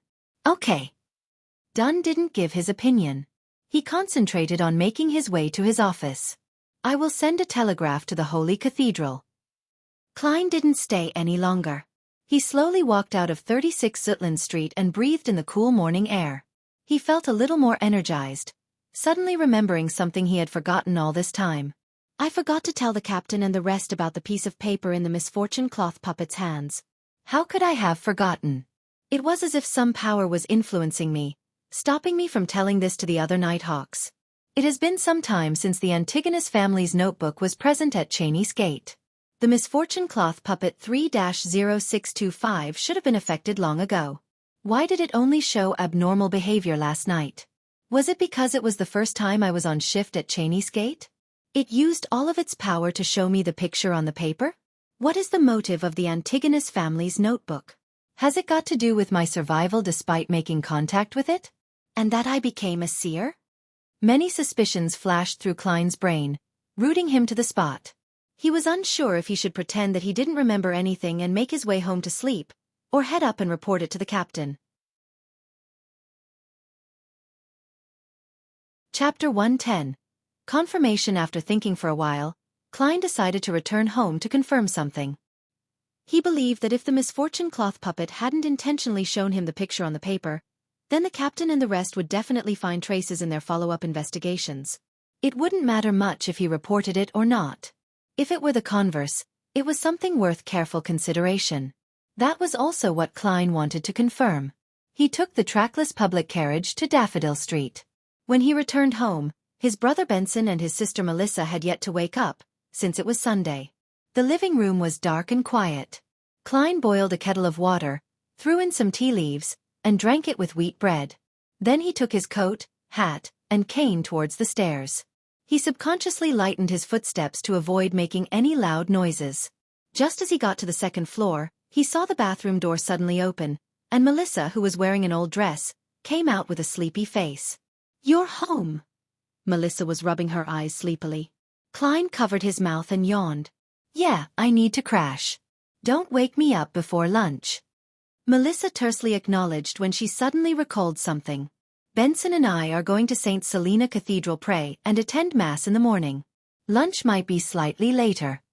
As not-so-devoted believers of the Evernight goddess, she and Benson went to the church once a fortnight, while Klein, who was a Nighthawk, hadn't entered the church since the last time he was followed by the member of the secret order. "No, I'm at the cathedral every day. Just that I'm in the cathedral's basement." Klein justified himself subconsciously. He was currently most worried that the goddess would abandon him as a fake believer. If his ritualistic magic didn't respond at crucial times, he would be in big trouble. But then, when one considers old Neil, the goddess is quite forgiving towards the Nighthawks. That's right. Klein comforted himself. His scattered thoughts flashed past him, and he looked at Melissa. He nodded and smiled. "No problem. I can sleep longer then." Walking past Melissa, he entered his bedroom and locked the door behind him. Immediately following that, he psyched himself up and took out the ritual dagger and created a sealed spirituality wall. He took 4 steps counterclockwise while reciting the incantation and withstood the chaotic roars before appearing above the gray fog. In the illusionary boundless world, he was the only living spirit sitting on the seat of honor at the long bronze table. For nearly a minute of silence, Klein conjured a piece of goatskin parchment and wrote down a divination incantation. The picture that the misfortune cloth puppet displayed. Although Klein had seen the mysterious picture on the paper clearly for a split moment last night, he only managed to remember the rough shape of the picture due to his anxiety. But that wasn't a problem for a seer. He could reproduce anything he remembered and had seen once. According to mysticism theory, one's spirituality could remember everything they had seen. As long as they possessed the appropriate method, they could reproduce the scene whenever they wished. Klein even felt that the theory that spirit medium Daly described regarding the psychology alchemists made sense. Human memory was merely islands that were exposed above the sea. It couldn't withstand much. Hence, a person's spiritual essence remembered most of the information and turned it into the subconscious, which formed the entire ocean. While spirituality itself, even if it wasn't the entire ocean, also included the entire sea region surrounding the island. After reciting the divination incantation, Klein leaned backwards and fell asleep through cogitation. In the blurry, distorted, separated world, he saw Cheney's gate crack open once again as he heard the heavy grinding noises. The puppet in the black classic regal gown leaned into the opening of the door and unfurled the paper that it was holding. On the piece of paper, there were many mysterious symbols that collectively formed a vertical eye. Klein carefully observed the picture before exiting the dream. Then, with the aid of the uniqueness of the world above the gray fog and the memory that had yet to fade, he expressed the image on the brown parchment. The vertical eye looked up at him, looking both sinister and mysterious. Klein thought and wrote below the eye, "This is key to the treasure that the Antigonus family left behind." Putting down the pen, he untied the silver chain that was wound inside his sleeve. As he held it with his left hand, the topaz pendulum stably hung above the divination statement and the mysterious vertical eye. There weren't any obvious movements. Klein closed his eyes and recited the sentence with his mind cleared. After 7 times, he opened his eyes and saw the topaz spinning in small circles in a clockwise fashion along with the silver chain. That meant affirmation. The vertical eye picture is really key to the treasure that the Antigonus family left behind. Klein nodded in deep thought. He tapped his fingers on the edge of the long bronze table and muttered to himself, "Because of Ray Bieber's death, there are no descendants of the Antigonus family left. Hence, the notebook views me, the seer that interacted with it but remains alive, as its inheritor? It affected 3-0625 and left the key to the treasure with it, only to show it to me during my shift at Cheney's gate? There doesn't seem to be any problem with the logic, but it still doesn't seem very convincing. How could the notebook be sure that there are no more descendants of the Antigonus family? And I am totally unrelated to that family. If I shared their bloodline, the original Klein wouldn't have committed suicide to begin with. It doesn't seem to matter if I tell this to the captain and the team. Let me look into this." Klein then divined the location of the Antigonus family's treasure. But, unsurprisingly, there was no detailed information. Just like in the letter that Sirius wrote to Mr. Z, Klein could only be certain that the treasure was related to the main peak of the Hornaces mountain range and the ancient nation of the Evernight. After he finished divining all the matters, Klein noticed that the crimson star from which he had previously heard prayers was producing a faint fluctuation again. He used the method of answering prayers and touched the illusory star. He saw the brown-haired young man who wore the unique black tight suit again. The young man was kneeling on the ground, facing the pure crystal ball, still muttering about something. Klein, who had purposely learned some Jotun, finally understood one of the sentences. "Pray, say, father and mother." It really is Jotun. Where in the world is Jotun still used? That's an ancient antique that is thousands of years old. What a pity. The mysterious ruler above the giant is totally powerless. I don't have the ability to save them even if I want to. Klein shook his head and sighed. He decided to observe him for a little longer. I'll see what I can do when I master more Jotun vocabulary and can understand what happened to his father and mother. Klein retracted his spirituality, wrapped it around himself, and initiated a descent. When he returned to his bedroom, he dispelled the spirituality wall, changed into old but comfortable clothing, and laid down on the bed to get some sleep. Klein slept all the way till 12:30, which was when Melissa finished preparing lunch and came knocking on the door.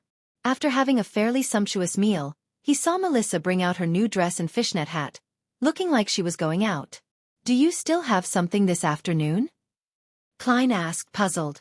Benson was seated on the sofa, knitting his eyebrows at his grammar books. He didn't lift his head but answered on her behalf. Mrs. Shoud from next door told Melissa that there will be a lecture regarding family affairs in the municipal hall in the afternoon. Melissa plans to attend it and learn how to deal with daily household issues. Melissa nodded and said, "I got Selena and Elizabeth to join me." "That's nice. I hope that the lecturer tells you that a family like us needs to hire at least one maidservant," Klein joked. Noticing that Melissa was about to refute him, he immediately added, "We have to invest our limited time into more valuable matters." Melissa was stunned. After a while she puckered her lips, put on her fishnet hat, and left the house. At 2 in the afternoon, Klein arrived at the Blackthorn Security Company again. Roseanne and Dunn Smith, who happened to be in the reception hall, asked in unison, "Didn't you go home and rest?" Klein smiled. "I was going to go to the divination club, but I kept thinking about what happened last night, so I decided to come over here first. Has there been any reply from the Holy Cathedral?" Dunn shot a glance at Roseanne and turned around silently. He walked past the partition and entered his office. Rosen pulled her face at his back, then muttered angrily, "Seriously, Captain? Well done." Klein complimented silently. He held back his laughter and followed Dunn into his office. Klein shut the door, and Dunn sniffed his smoking pipe before he said, "The Holy Cathedral has determined that the disturbance was because of the Antigonus family notebook, which they reclassified as a Grade 1 sealed artifact. It's a pity. That means that you no longer have the sufficient security clearance to read it. Grade 1. Highly dangerous. Only the ranks above bishops and Nighthawk team captains can know of the actual situation? That also means that Captain has no idea what's happening. Highly dangerous. No wonder." Klein felt regretful yet relaxed. Dunn gave him a glance and continued, "The Holy Cathedral told us to check if there are any other items behind Cheney's gate that were contaminated by the notebook. After verification, only 3-0625 was abnormal, and we have already changed its seal." "Did you discover anything else?"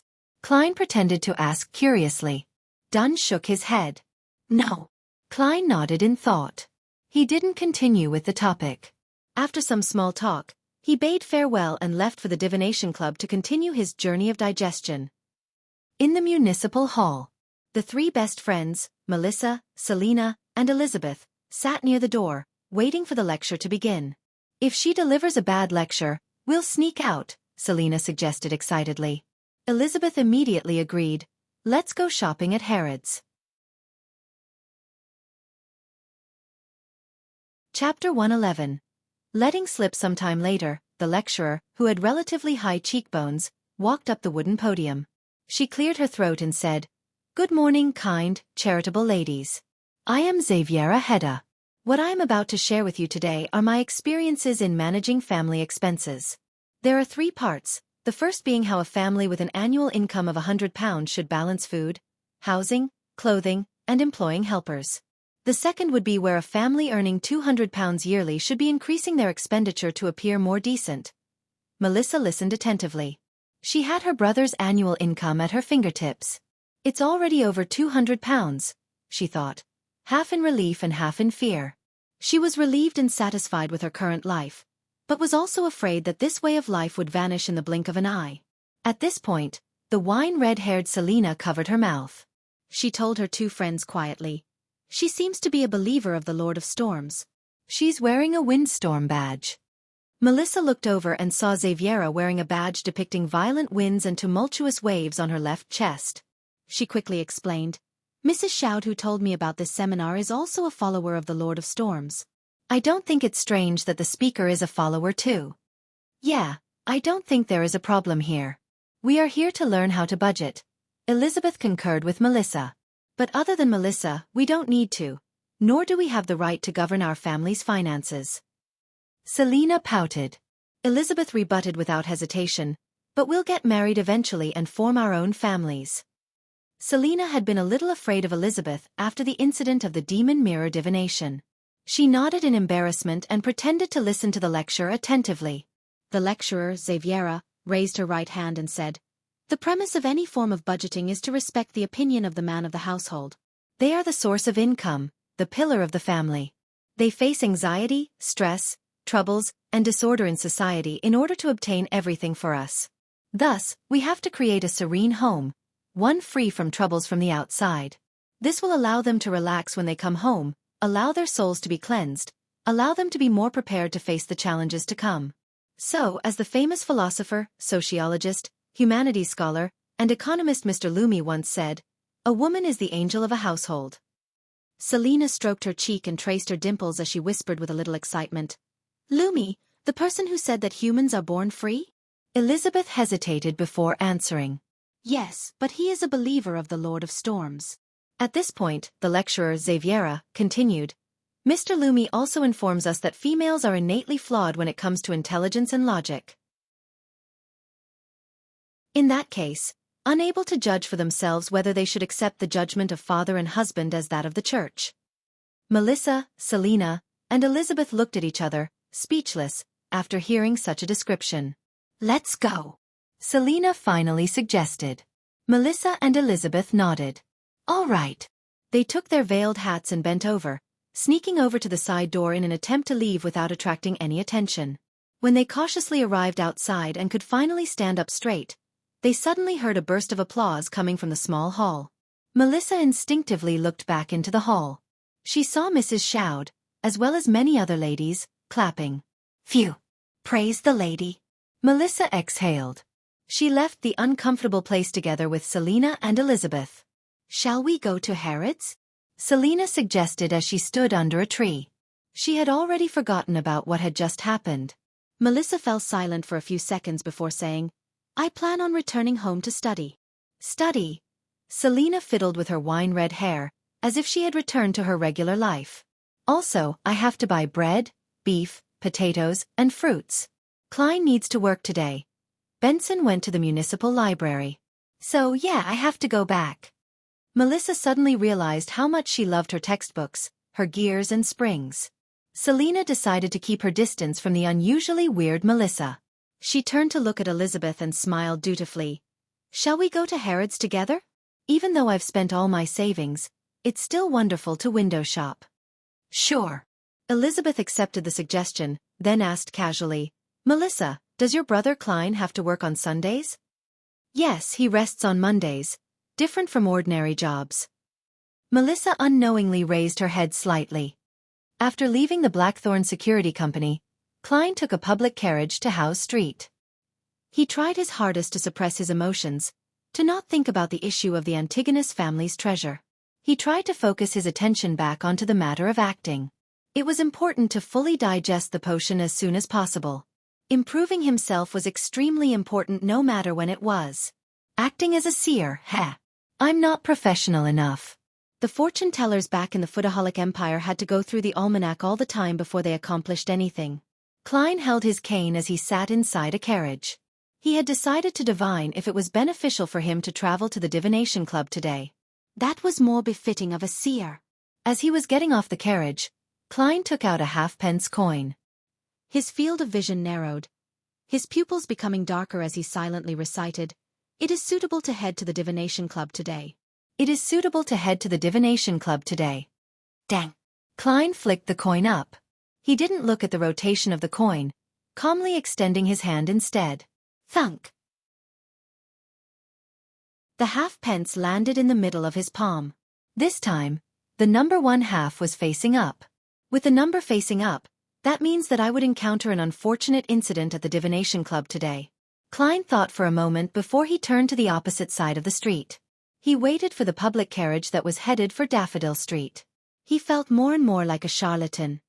Howe Street, at the entrance to Harrods department store. Selina was just about to enter the building when she suddenly froze and looked to the side. Did something happen? Elizabeth asked, puzzled. Selina puffed her cheeks and said, Elizabeth, I thought about my mysticism teacher, Mr. Vincent. He passed away just like that, the morning after my birthday. Could it be because I peeked and used his secret incantations? I've always felt guilty and uneasy because of this. Besides, I've been rather unlucky recently. So? Elizabeth asked quietly. Selina bit her lips and said, I wish to do a divination at the divination club over there and see if Mr. Vincent's death had anything to do with me. From what happened at my birthday banquet, I have this nagging feeling that Elizabeth is hiding something from me. I remember the back of the man in a tuxedo. Can't you divine it yourself? Elizabeth asked in surprise. Selina sighed, imitating her father. Sigh, I cannot divine it given my current condition. All right, let's head to the divination club first. Elizabeth agreed to her friend's suggestion. They headed over to the side and made their way to the divination club on the second floor by following the stairs. Hello, good afternoon, Miss Angelica. It's a pleasure meeting you again. Selina gave a lively greeting at the reception area. Angelica smiled and said, You should be able to find me here as long as you come after lunch. Selina exchanged niceties before lamenting Hannes Vincent's death. She then said, I need to have a divination performed. You know the rules of the club. Here is the list of members willing to do it. It's the weekend, so most of our members are here, Angelica explained like clockwork. Selina and Elizabeth huddled their heads together as they scanned the list of names and description together. I used to just ask for my teacher directly. To think that the club would have this many members willing to do divinations compared to last year, Selina said excitedly. Suddenly, she paused for a few seconds and said in puzzlement, Klein Moretti, Klein Moretti? Isn't this name the same as Melissa's brother? Elizabeth froze. She looked repeatedly at the name Klein Moretti and nodded. That's true. Miss Angelica, is this Mr. Klein Moretti around? Selina asked with a sparkle in her eyes. Angelica shook her head. My apologies, Mr. Moretti didn't come to the club today. All right, we'll find someone else. Selina didn't mind not seeing the person, but she laughed at her friend.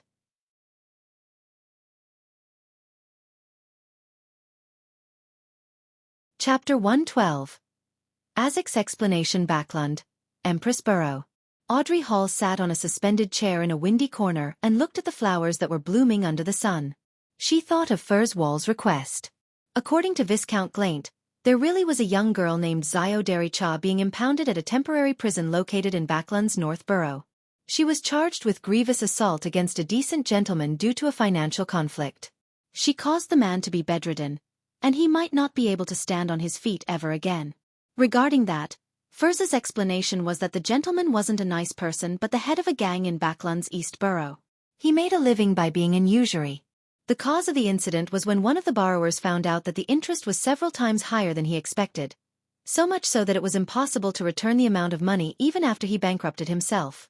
When his discussion with the gentleman ended fruitless, he found the famous intermediator, Zio Dericha, hoping that she could persuade the other party to waive the unreasonable portion of the loan. That gentleman didn't respond well to Zio Dericha's attempts at arbitration, and even threatened to capture the borrower's wife and children that night. Hence, Zio Dericha switched tactics and chose to use physical means. Accidentally, she caused severe damage to the man. Viscount Glaint investigated the matter and confirmed that Furzwall was telling the truth. He also confirmed that the gangster had lost control of his underlings. Moreover, after a midnight visit by someone, the borrower's debts were waived. A statement was sent to the prosecutor to plead mercy for Zio Dericha. However, an assault case of such severity wasn't dropped even when the victim decided not to pursue a trial. Glaint wished to solve the problem through normal means. He sent people to talk to lawyers that he was familiar with, but they were only confident of winning a lighter sentence. But it would be very difficult to acquit her from the crime unless she obtains a medical certification stating that she is mentally incompetent or mentally undeveloped. Audrey muttered to herself, leaning in support towards her friend's opinion. To her, it was best to not have any relationship with Furzwall and Zio Dericha. Ever since the Tarot Club, Audrey felt that she was no longer an innocent and naive young lady. Tomorrow night, there will be a dance at Count Wolf's residence. I should tell Glaint then to act according to the lawyer's suggestion. Audrey nodded slightly as she made a decision. In the Lone Kingdom, lawyers were either barristers or solicitors. The latter didn't need to be involved in court affairs, and were responsible for gathering evidence, talking to the parties involved, setting up wills on their client's behalf, supervising property allocation, and providing legal consultation. Of course, they could also represent their clients to attend the most basic magistrate court and defend simple cases. Barristers, on the other hand, were responsible for researching evidence and defending their clients in court.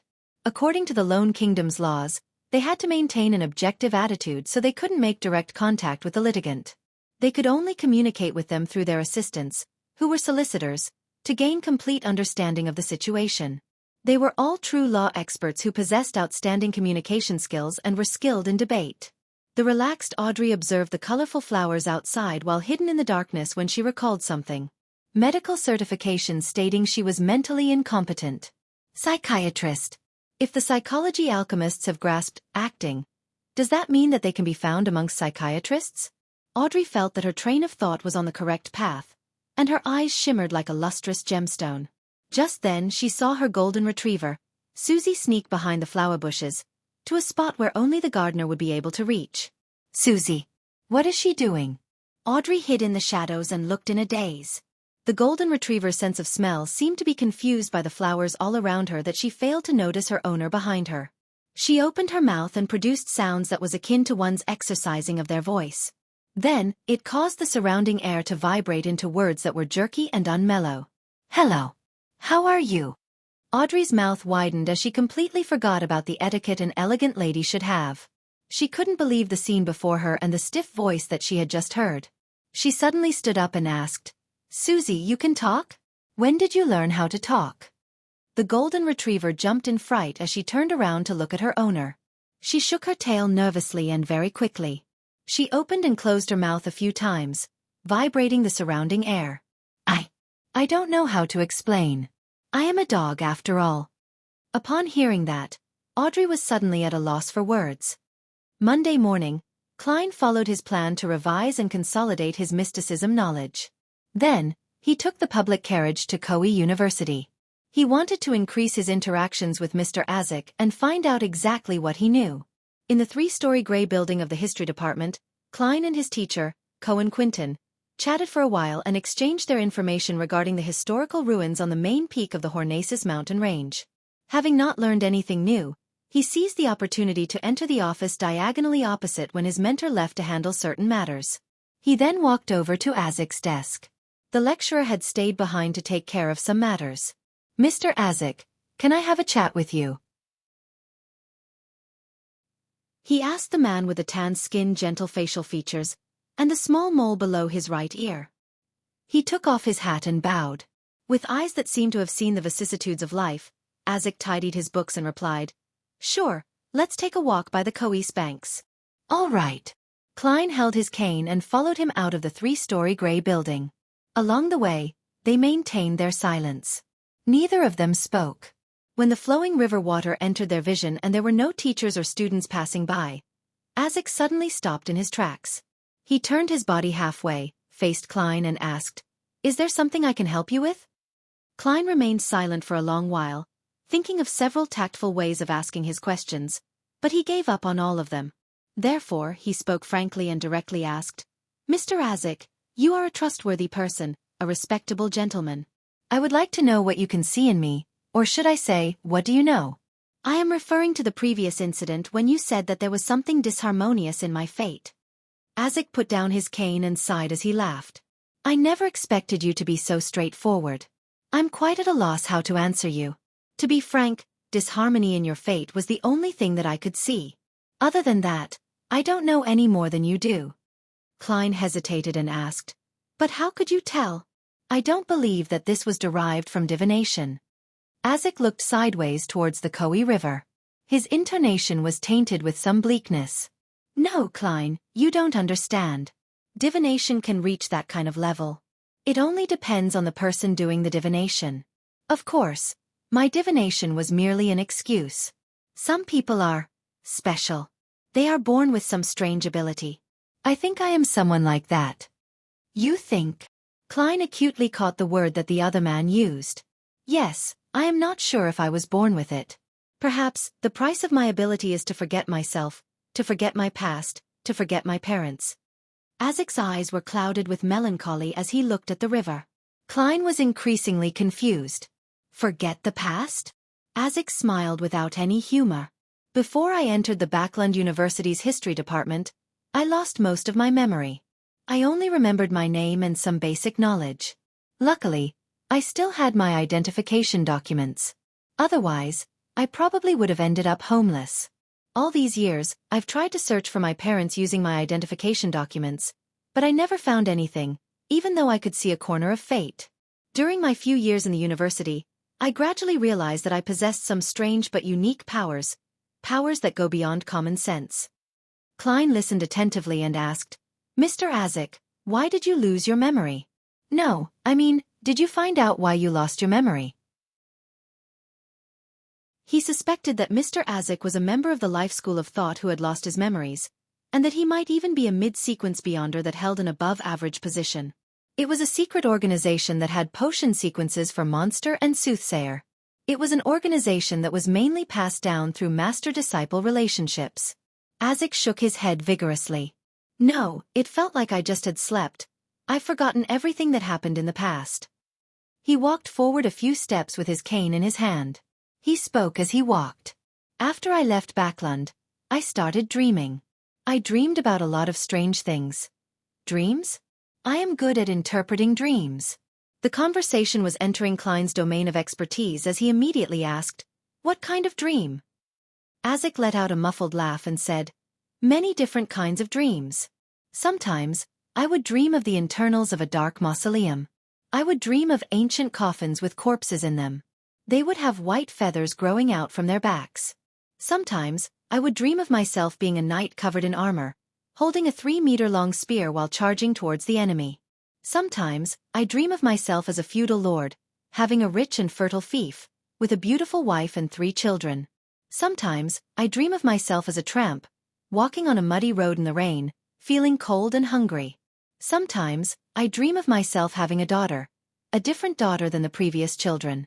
She would have long smooth black hair, and she enjoys sitting on the swing that I made. She always asks for sweets from me.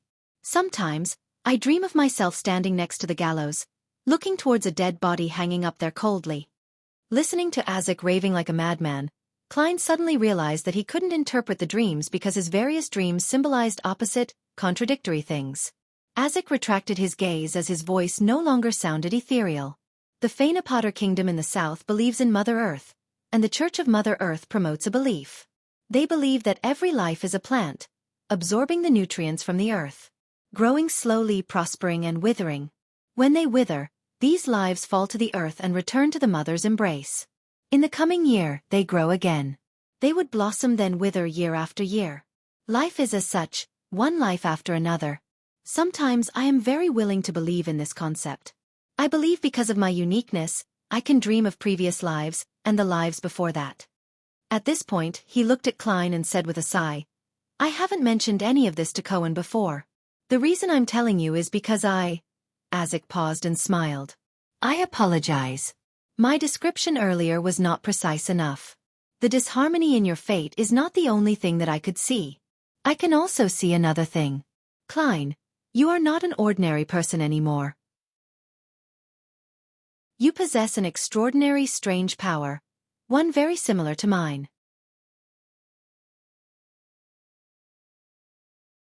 Chapter 113.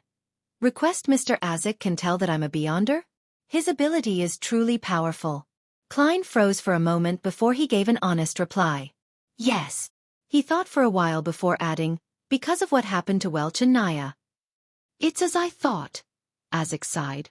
There were 2 people with extraordinary powers amongst the group of police that came to question me and Cohen. It was probably Captain and Leonard. They were in charge of Welch's case. Klein nodded slightly, not interrupting Isaac. Isaac raised his cane and said, You should have entered their circle. I hope that you can help me search for clues of my origin. You do not need to go out of your way to do it. Just note it down if you find any clues. Upon saying that, Isaac wore a bitter smile. I don't know any other person with extraordinary powers. You cannot imagine what emotions a man without a past has. You are like a boat floating in a vast ocean. The most terrifying thing is not facing a storm, but not being able to find a harbor. The inability to navigate to shore. All you can do is take on disaster after disaster, with no end in sight, never to feel peace and safety. No, Mr. Isaac, I know how it feels, for I am in a similar position. Fortunately for me, I have the memory fragments of the original Klein, as well as Melissa and Benson. Klein answered silently before he asked, Mr. Isaac, why didn't you join a similar group when you possess such magical ability and search for clues yourself? Isaac looked into Klein's eyes and let out a self-deprecating smile. Because I'm afraid. I'm afraid of death. He sighed and continued, I have gotten used to life like this. I like my life.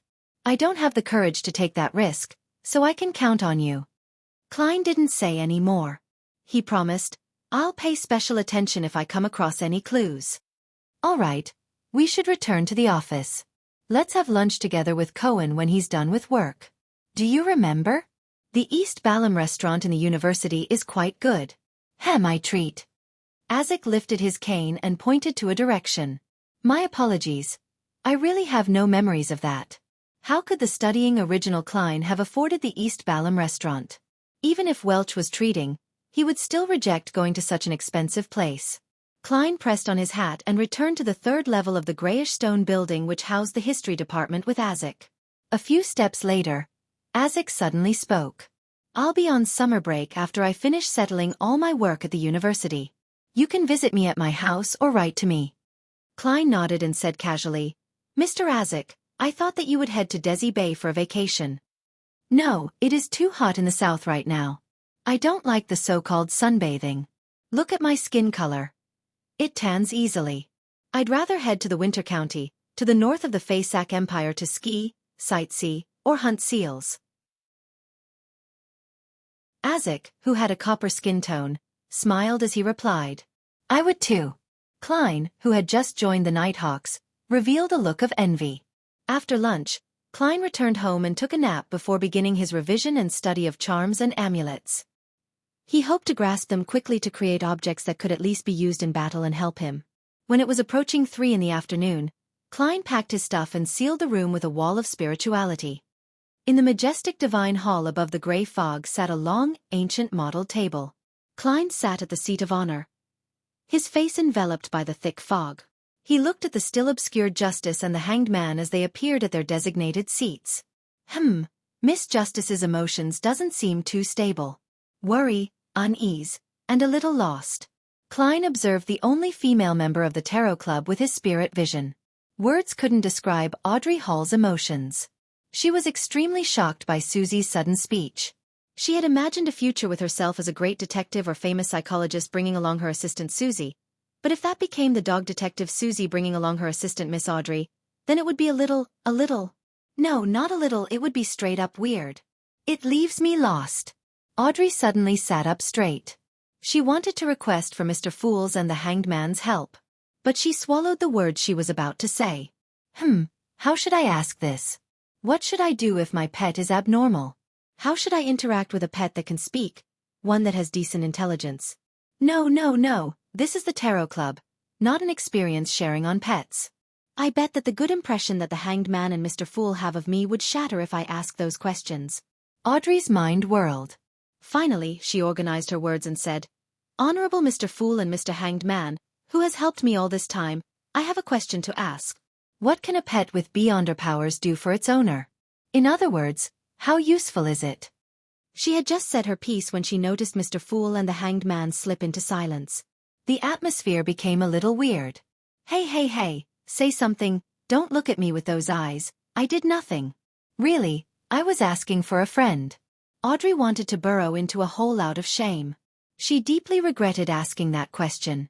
Considering that she had previously asked what would happen if an ordinary animal consumed a sequence potion, did she share the potion she formulated with her pet? That seems like something only Miss Justice would do. I feel a little pathetic being the boss of a heretic cult, with her as a member. Klein lifted his right hand and propped it against his forehead and pinched it twice without giving an answer.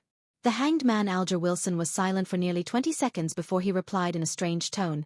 That depends on what kind of beyonder powers the pet has. For example, if it's a spectator, then it can help you observe or listen in on certain occasions. As you know, most humans are wary of each other, but would never suspect that a pet would be eavesdropping on them, even if the pet was sitting right by their feet. It makes sense. Father would avoid me when discussing important matters with the nobles, cabinet members, and other ministers. They would often lock the door to the room. But if Susie could hide long enough to be locked in with them, then she wouldn't be chased away. Also, many ladies like to interact within private social circles.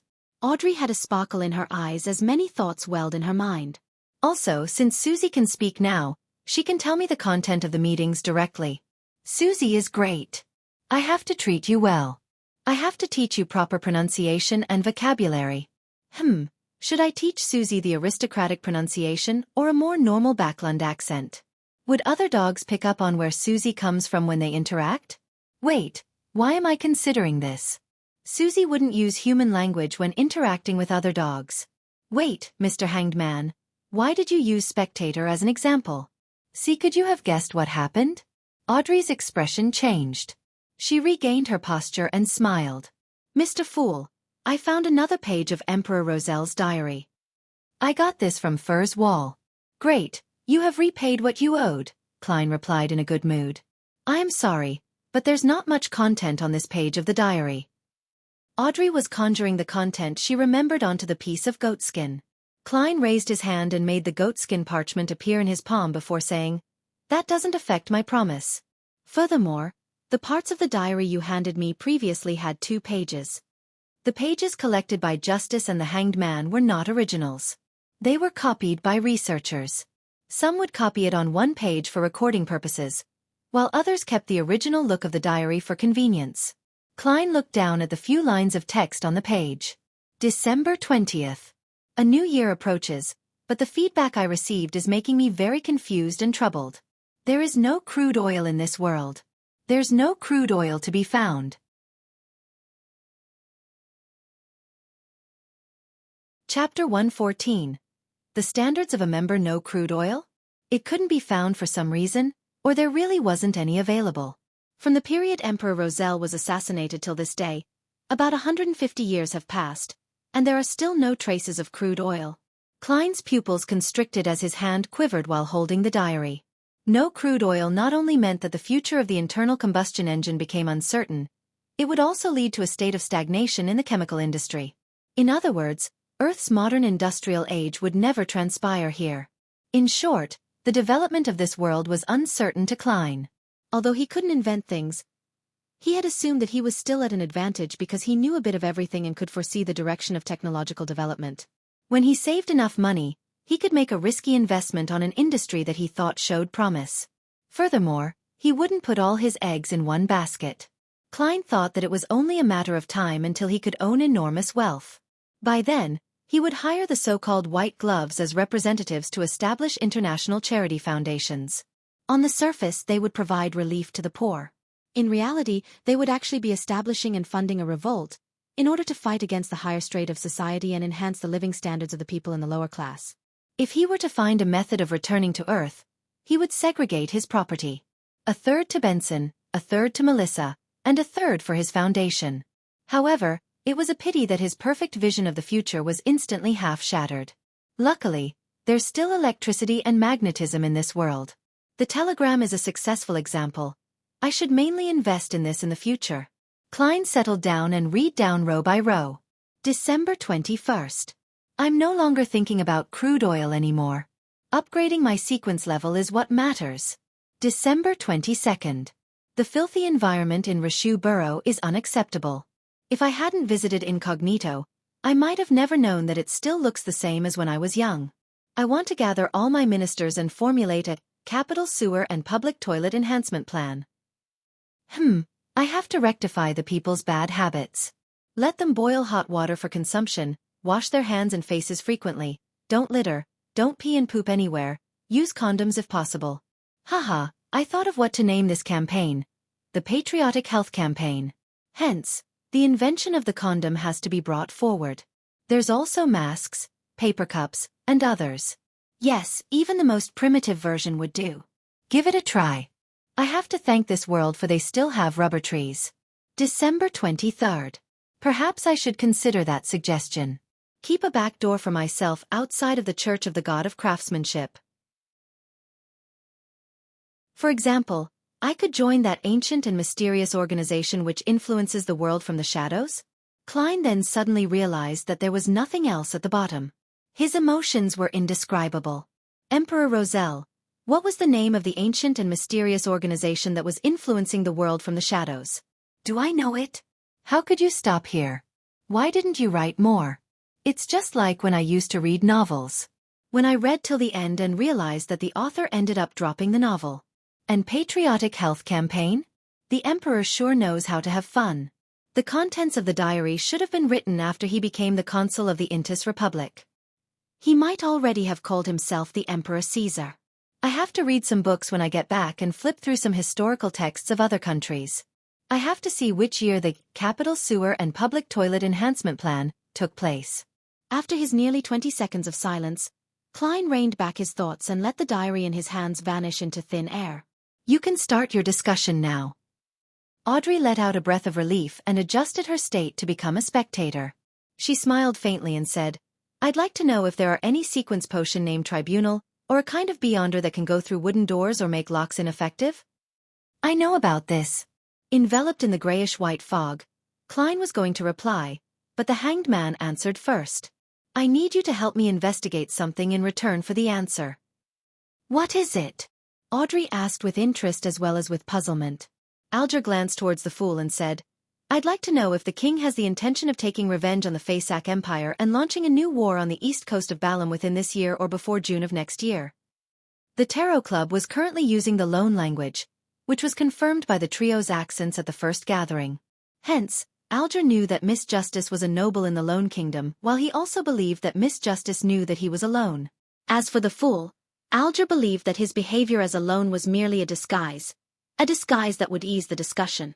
Ever since the ritualistic magic, Alger started using him to address the fool politely. Audrey recalled everything that she heard from various social events. She nodded confidently and said, "No problem, but I would need sufficient time to be certain." "I can wait."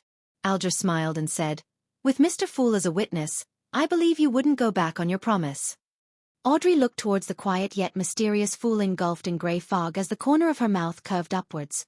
"But I think the value of this information is worth more than both questions put together.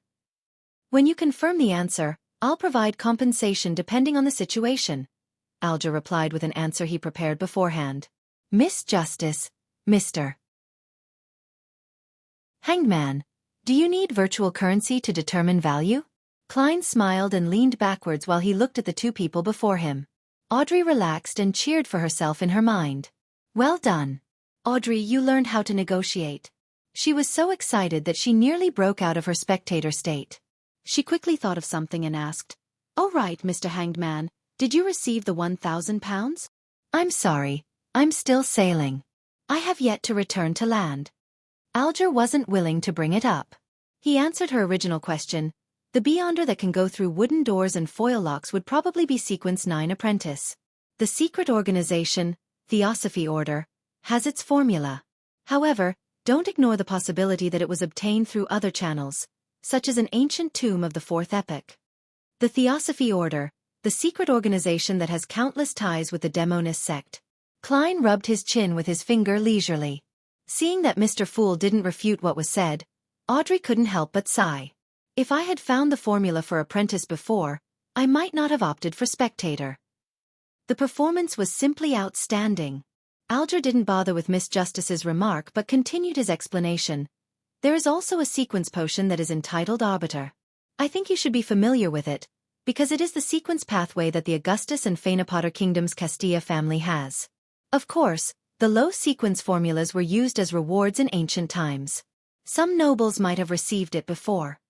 The Augustus family was a royal family of the Lone Kingdom, while the Castilla family was a royal family in the Fainapotter Kingdom. It turns out that the Augustus family are all arbiters. Audrey was enlightened and felt that it cleared up her suspicion.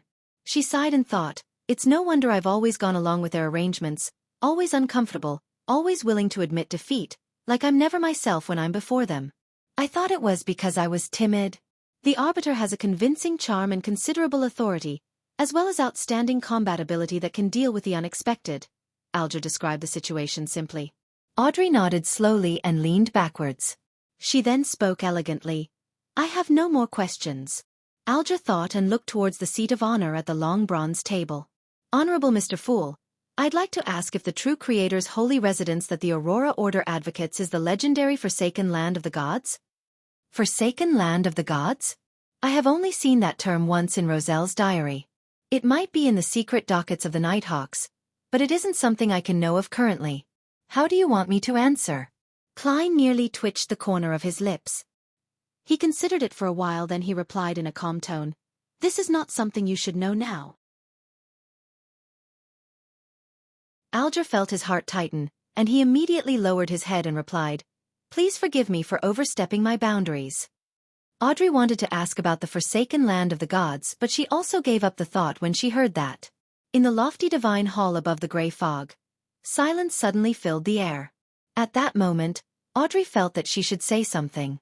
"Mr. Fool, if, and I'm saying if, I have the opportunity to join another organization, such as the Psychology Alchemists, is it permitted?" Klein maintained his posture of leaning backward as he said with a chuckle, "That is no problem. My requirement is that the existence of the Tarot Club is not to be exposed. If you become a member of another organization, the materials and information you can use for exchange will also increase." After saying that, he suddenly recalled that he was also a member of another organization. He was a real Nighthawk, while the Hanged Man was most likely related to the Church of the Lord of Storms. Would my tarot club be the so-called Rebels Alliance? Traitor Gathering? Klein was drowned in deep thoughts. I understand now. Audrey was excited, but she immediately thought of a question. Mr. Fool, if I found a suitable gentleman or lady for this gathering, could I guide them to join? How do I do that? Alger thought and asked, Mr. Fool, what is the requirement to be a member of this gathering? How do we determine? Ambitious, ethical, cultured, disciplined. 4 words popped into Klein's head instantly. He maintained his silence for a few seconds and only spoke when Justice and Hanged Man appeared a little uneasy. You can inform me here of people who you find suitable. I will decide if they will join us. Before that, you can't give any hint that would cause the secret of the Tarot Club's existence to be exposed. You must remember, to non-gathering members, Klein paused and said in a heavy voice, you must not speak my name without my permission. You're tuning in to the Xiaofan's Wuxia Tales YouTube channel. Don't forget to subscribe and join us on this journey to catch the most captivating stories.